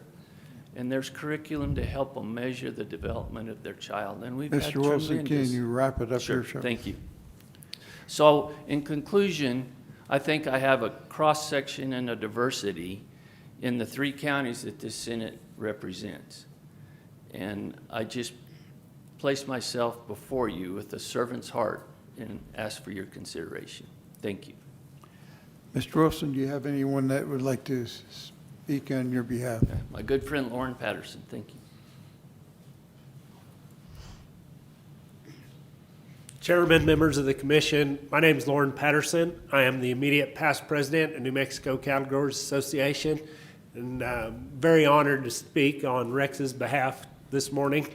I've presented before you before and have worked quite extensively with Mr. Williams on the NITSE corridor, Forest Service Management Plan, the Lincoln National Forest, prairie chicken issues, sand dunes lizard issues, all those kind of things that have been important not only to your county, but me as a resident of Corona, New Mexico, and an allotment owner myself, and a neighbor to Rex and Carol. I cannot tell you of anybody else that I have used more as a mentor, a great example. He's helped me in Santa Fe as my progression through the management chain in Mexico Cattle Growers Association, and I was always able to count on him to come give me seasoned support, which is very important when you're up there. You wake up one day and you're 40 days into a 60-day session, and I'm not sure that you have a friend in the building. And so it's sure nice when somebody comes up and helps you out and gets you through that last couple of weeks of the last 60-day session. But, you know, when it comes to the kitchen table issues of our district, Rex does have that good cross-cut of all those issues. He knows how to deal with our federal land administrators. He knows how to deal with our state commissioner of public lands. He knows how to deal with committee chairs. He's set in those committees and knows the difference between a professionally run one and one that's not, because he's run committees at our county level, at our organization level, with Presbyterian. He just is an all-around person, and not to say anything against anybody else presenting for this position today. I think you could not go wrong with Rex and Carol and their family and representing the district in a professional manner. And I appreciate your time this morning. I'll get out of your hair because you have a big decision, but thank you. Thank you. Commissioners, you have questions for Mr. Wilson? Mr. Chairman, thank you so much. I was probably at Camp Sierra Blanca giving into the I don't know if they called it commencement speeches or whatever. I was very impressed by that because they took the whole family, not just the kid that was there. The whole family was incorporated, and then the aftercare after the family. We've gotten away from that with our inmates, with our juveniles, You know, you can't just throw them back into the same situation. It was a wonderful program, and I was saddened that it left, so I appreciate it. Also, you mentioned Board of the Directors of Gerald Champion Regional Medical Center and Christus and then Presbyterian. That is a huge, huge issue right now. Like you said, we have that problem here. We have Eastern New Mexico Medical Center and also Loveless. And I hear the comments from the doctors and how frustrating it is. What in the world can you take to Santa Fe to shake these people to the core and say we're this close from losing health care in the state of New Mexico? How do you think you can get through to these people? One step at a time, one bite at a time. You know, I think there's some strategy in place. Unfortunately, most of our population's healthy, so they don't think about health care until it's almost too late and there's a crisis. I think there's some efforts being made to educate the public whenever they see an ad on TV that said a trial lawyer is taking on the greedy doctors that are just milking the system for wealth, when quite frankly it may be the other way. But people need to understand the dynamics and how the revenues flow or don't flow, and I think in the state of New Mexico, with so much of our population on Medicaid, that's got to be carefully thought through. There needs to be some changes.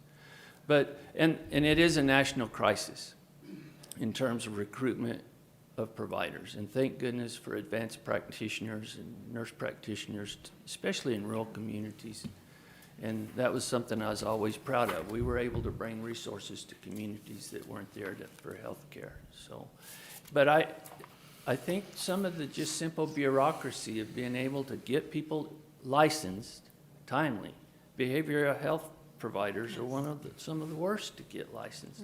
Not to dumb down the thresholds and of what needs to be done and the criteria to be met, but I've had people that would take the test over and over again and couldn't pass the test, and then when you analyze the test, it's obvious to see why they couldn't pass it. It's just the way it's structured. So I think some of those things is the beginning.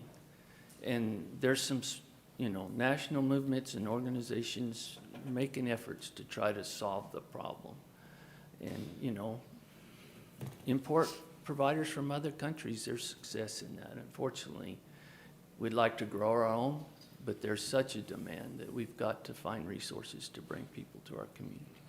True. Thank you very much. Also, will you run for the Senate position? I would run, if I'm chosen in this process, by all means. Okay. A similar question, if I would run against whoever is chosen, I think it would be premature to make that commitment today. Thank you. I appreciate it. Thank you for stepping up. I appreciate it. Thank you. Commissioners, any other questions for Mr. Wilson? Yes, I have one. Your resume is very impressive and quite extensive, and it touches several habitat types, I'll call it, because I'm a habitat guy. What's your number one thing you think that's been an accomplishment, given the hospitals, boards, and county commissioner, on a professional level? What's the number one accomplishment you're proudest of? I think something of just the way I do business that touches each of those areas is just good fiscal management. And this is very personal and somewhat emotional, because when the things got tough in the 90s, in the early 2000s, and it was a drought, I was raised not to be in debt. And that's not, I was even in the banking industry, so that's almost an oxymoron. But that's just the way I was raised, and my wife got her master's degree at age 50 so she could teach school, and I assumed responsibilities with Presbyterian Medical Services. And so I'm in a position to pass our business on to my 3 sons in a way that they can be successful. And so I think the overriding part of that, and very applicable in this position, is fiscal responsibility. Thank you. Thank you. Any more questions, commissioners? Mr. Corey? On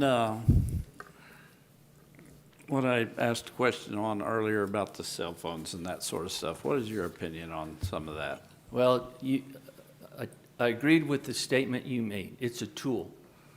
It's modern. It's almost like, I mean, we could talk about AI today too, but I think it's a tool.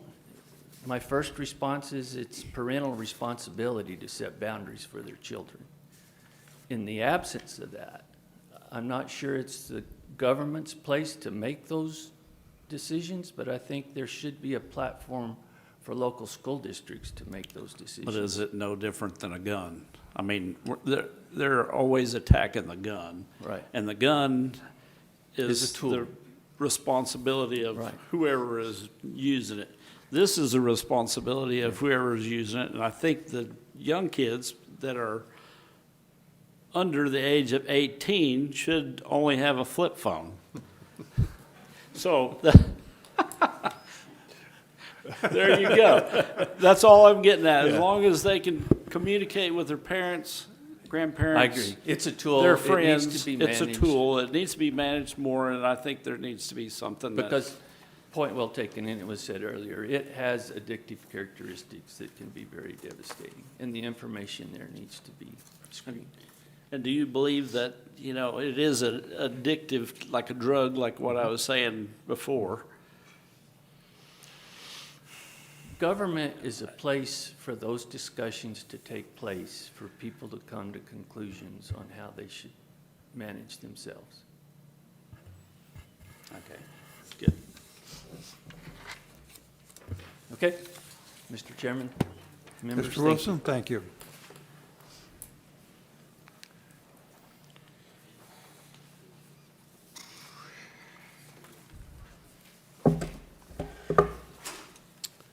Well, still, good morning, Chairman and Commissioners. My name is Lynn Crawford from Ruidoso, New Mexico. I live at 204 Jack Little Drive, and I'm the current mayor of the village of Ruidoso. I ran for this seat last year, District 33, and I was beaten by Nick Paul.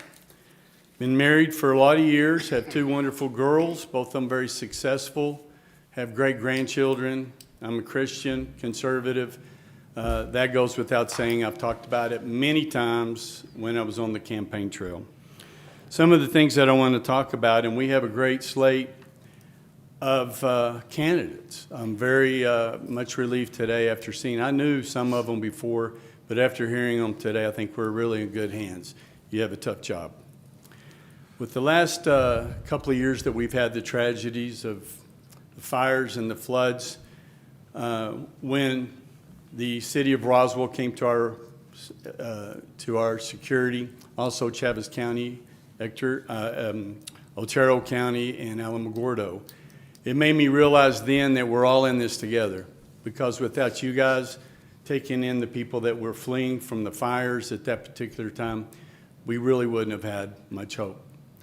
So at that point is when I realized that when Bill Burt was talking about stepping down or not stepping down or whatever that was, that I thought that I should be able to maybe put in for this position to go ahead and use all the experience that I've gained over the last almost 20 years of service in Lincoln County.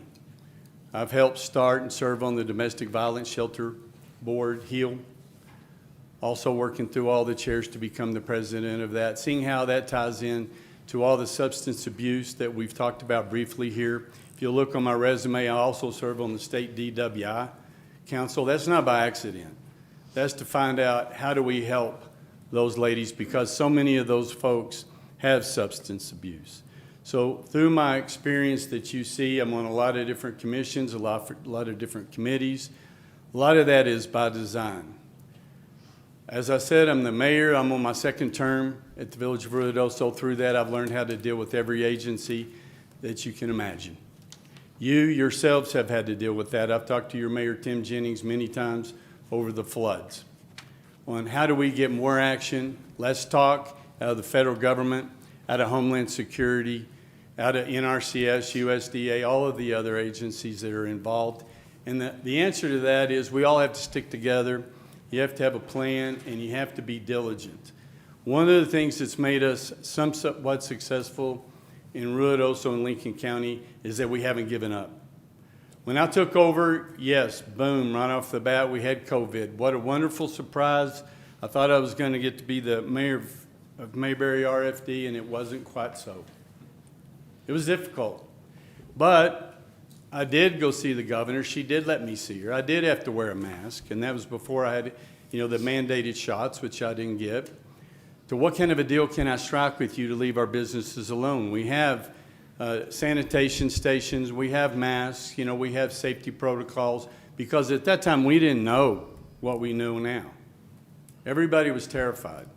But we knew that we needed to keep our revenue streams going, our businesses open, our schools open, so what could we do? So we worked out some deals with her where she kept the state police away. Right after that, we had the McBride fire. What a treasure that was. We lost 13 homes in the village and about 40 plus in the county. Most of those homes were from people that work in our businesses. So we went directly into that, dealing with FEMA, DHSEM, getting to know those people personally. That was the difference. Getting to know the people that actually make the calls on the ground.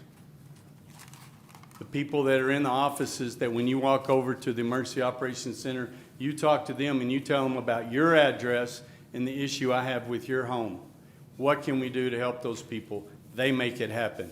Not some faceless bureaucrat in Denton, Texas for FEMA. So that's the way that we were able to build it. It's far from perfect. In working with some of the folks that we have here in the audience, it makes it that much more palatable and that much more successful. So working with the village, and I was elected to 2 terms as a counselor, mayor pro tem for 5 of those. I learned how to deal with all these different agencies. And in fact, I am the biggest lobbyist for the village of Ruidoso. The second largest is the New Mexico Municipal League. We've all heard of that. I served through all of the chairs and in fact just finished my presidency, 2 years as president of the New Mexico Municipal League. What I've learned is if I needed a lawyer, we had them. We were writing legislation, we had an idea of on a problem that we needed to solve. Where did I understand those problems? It was from the citizens of the village, and indeed some folks in the county, of problems that they're having. Working on legislation, the right to return to work, we all need law enforcement. Every time the governor wants somebody, she raises the bounty, another $30,000 here or there, and where do they come from? They come from your community, my community, and our sheriff's departments. So how do we combat that? Well, we worked on those things, somewhat successful. We work on water trust board issues. Water's #1 issue everywhere you go. So we were able to get $176 million. That was stuff that was pushed through the Municipal League to legislators, that we educated legislators on what are the variables, what are the nuances of these bills. I don't care if you're a lawyer or whatever you are, you don't know everything. And with these legislators, what I appreciate about so many of them is they took the time to listen, to read, and ask questions and be educated on the nuances. What are the variables? So whenever you're presenting, like I've done hundreds of times at these different committee meetings on these projects, when they ask me a question, I have a legible answer, that we know what we're talking about. So we have educated those folks.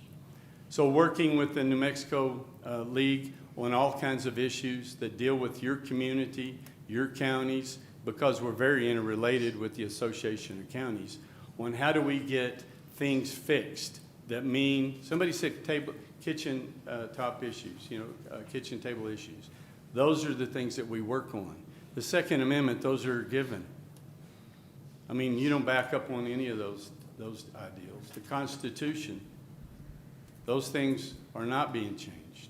What we're having to work on is everyday livable issues, land leases, oil and gas. How do we protect that? How do we get the money for our school systems? How do we do a better job with our school systems? What about the AOC?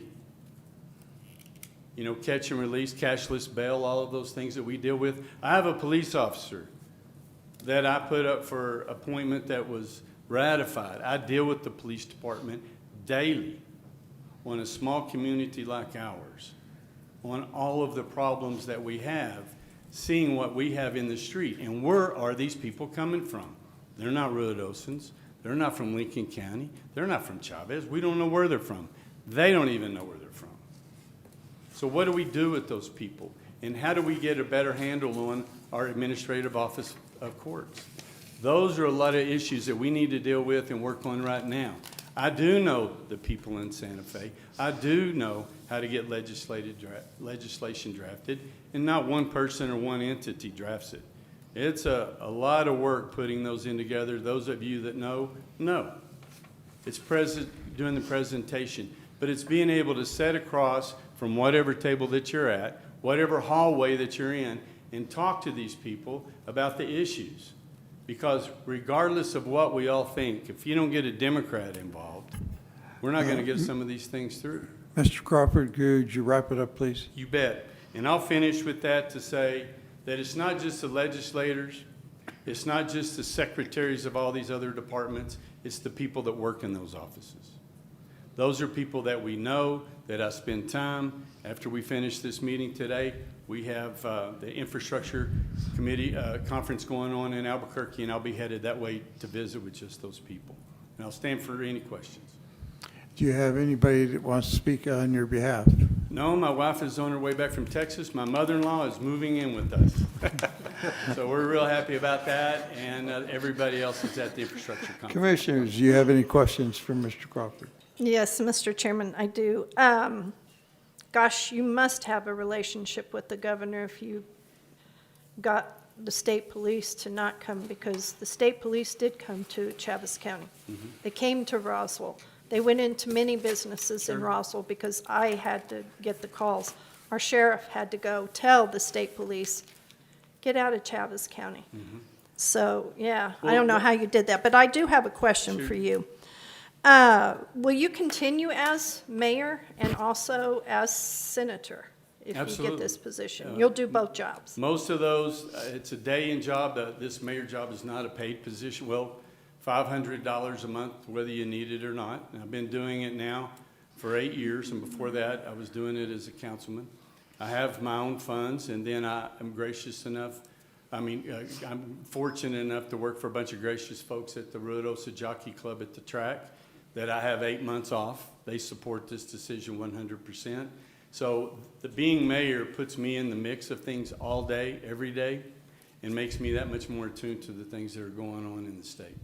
And will you run for the position? Absolutely. I ran for it last time. Thank you. Thank you, Mr. Chairman. Any other commissioners have a question? Thank you. At this time, let's take about a 10-minute break, and then we'll reconvene and we'll get into wrapping this up. Everybody's probably. Don't run. Strings. Oh, my bad. Oh, my bad.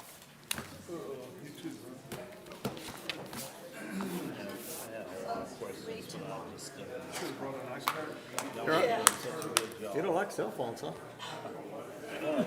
Yeah. Ouch. Okay. You're on the 7th inning stretch. Really, you feel like there's something there that is connected to the mental part of these kids. That's why I gotta go. Time to use the restroom or whatever.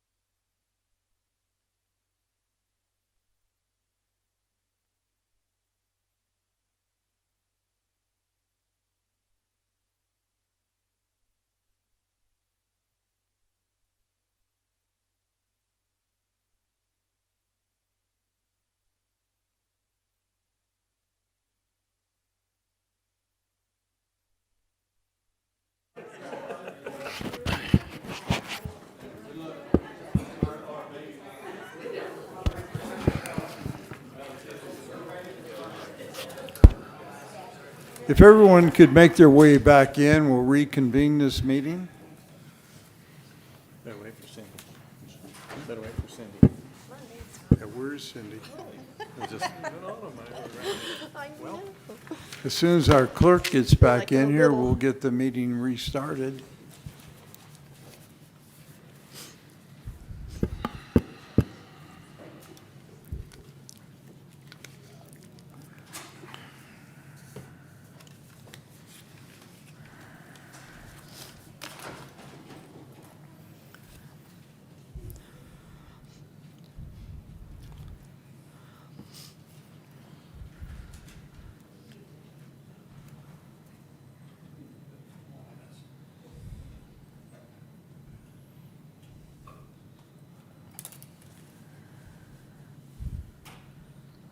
There she comes.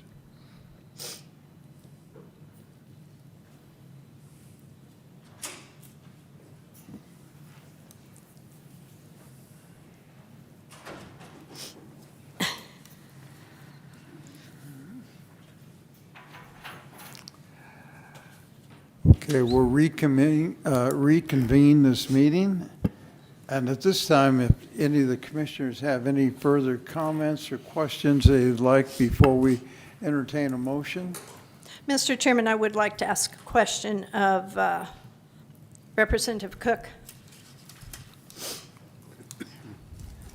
I think I asked all the others, but I don't believe I asked you. Will you run for this position? Yes, I will. If you plan to? Yes. Appointment or no appointment, or just if you get appointment? I mean, you're Appointment, ready to definitely. go? I'm ready to go, yes. Good, okay, thank you. Thank you. Anything else from any of the other commissioners? Stand by Mr. one. Chairman? I'd like to ask something of Mr. Block. Okay, go ahead. Being that clerk said your, I don't know how to spit it out, your residence, how long have you been at this actual residence that you would be considered into this district? Yes, sir. So I plan to move on in May, and my mortgage took a little longer than than I planned for it. But I moved, I believe it was August 23rd. August 23rd, okay. Yes, sir. So that's where you're actually living at right now. Where did you come, did you move from Santa Fe down, or where did you, or So a different location over there, or what? Yes, sir. So I lived literally 7 streets away in Alamogordo, and so I sold the previous property, and I live now at my current address. Okay. That's- Good. Thank you. Thank you. Anyone else have any questions?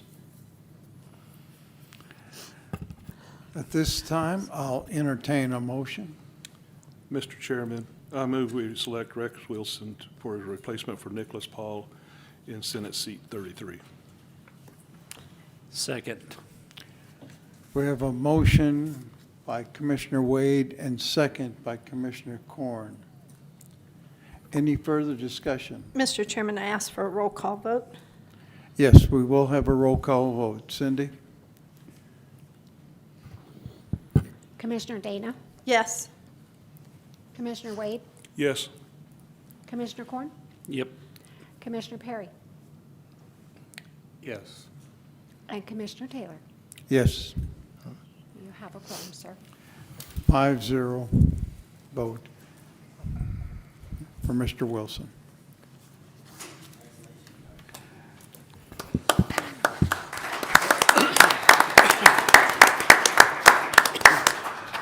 Mr. Chairman, Commission, thank you for your confidence.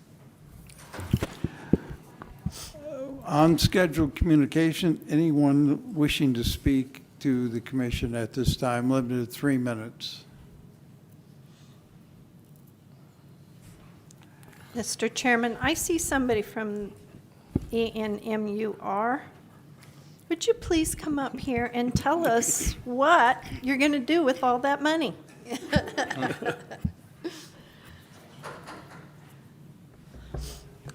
Mr. Chairman, Commissioners, and Commissioner Dana, thanks for the question, and we appreciate the support of the community and the citizens of Chaves County in helping us get to the mill levy. The purpose of it is to increase career and technical education, and so we'll be meeting later this afternoon to discuss a new physical therapy assistance program and also a new heavy diesel mechanics program. We want to add those as quickly as we can, and so we're hoping that the diesel mechanics program could start as early as next fall. What about behavioral health?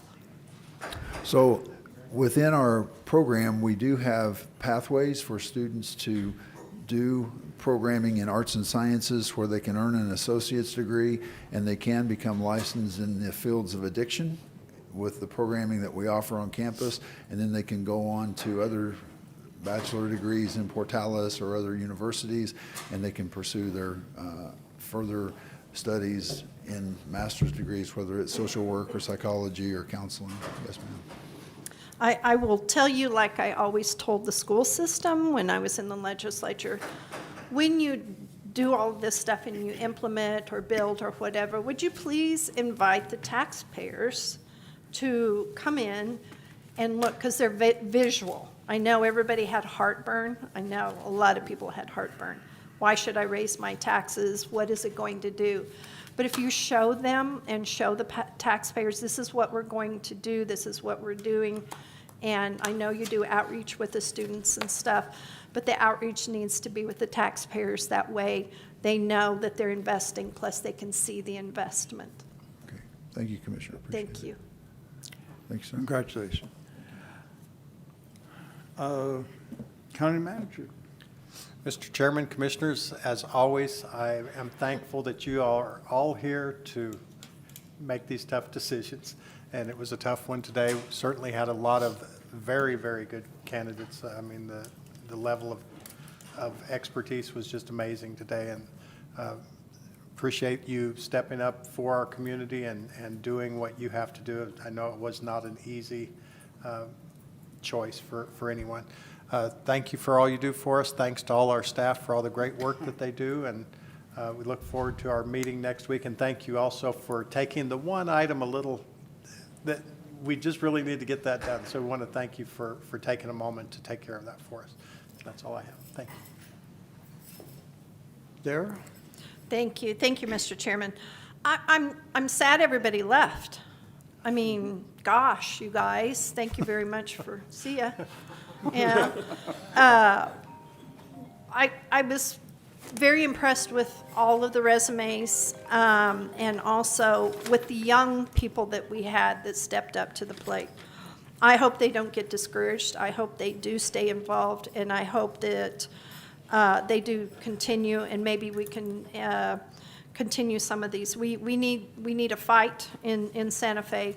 We need voices, strong voices in Santa Fe, so I'm hoping they will continue. But thank you, Mr. Chairman, for the process. Thank you for letting us ask the questions. I appreciate it, and I think things will be well in Santa Fe. We just need to get more help up there. Representative, you guys need help. Hopefully, fall asleep. We have a primary in June and another November election next year. So Santa Fe needs some help. They need some help up there. So hopefully help is on the way for next year. Thank you, Mr. Chairman. Cliff? This was a very difficult decision because every person who wanted the job was capable.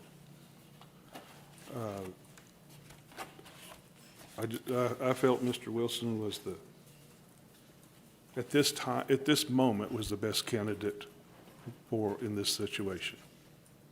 And that's not to say anything negative toward any of the others. I mean,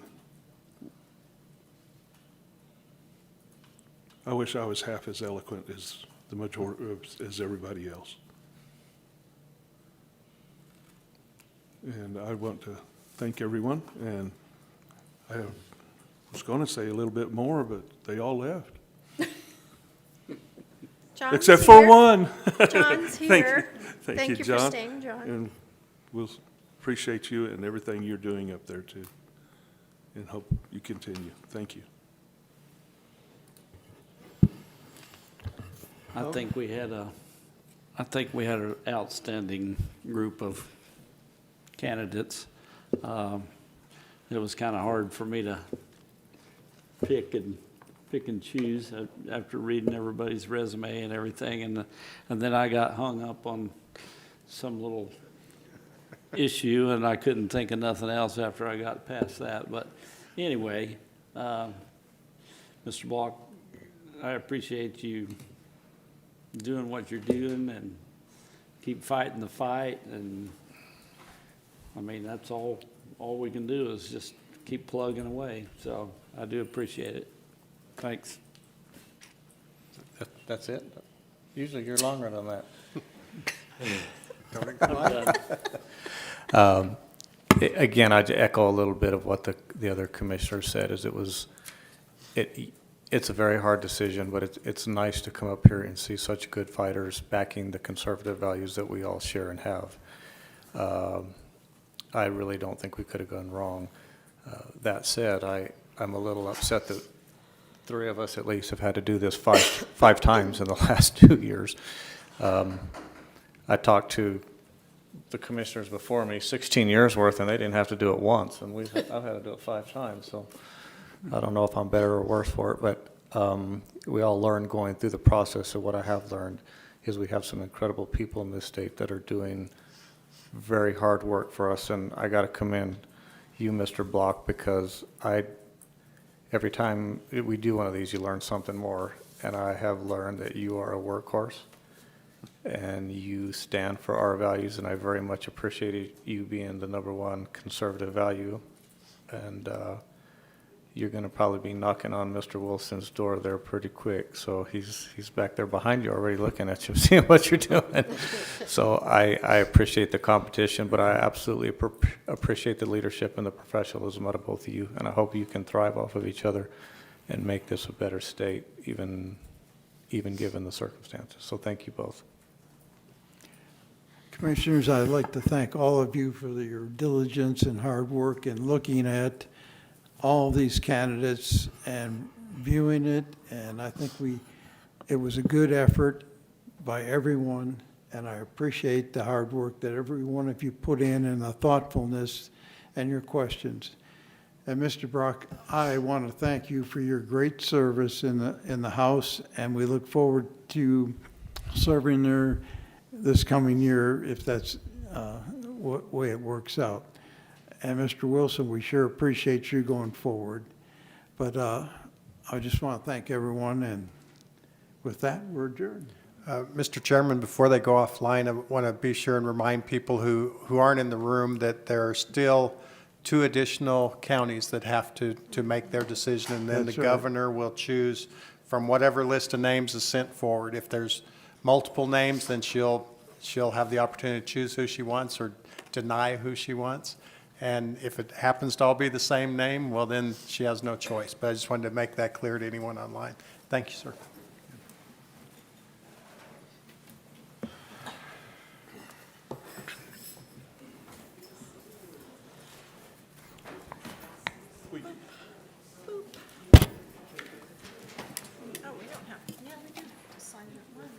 Yeah, we do have to sign. Yeah, the change. The change.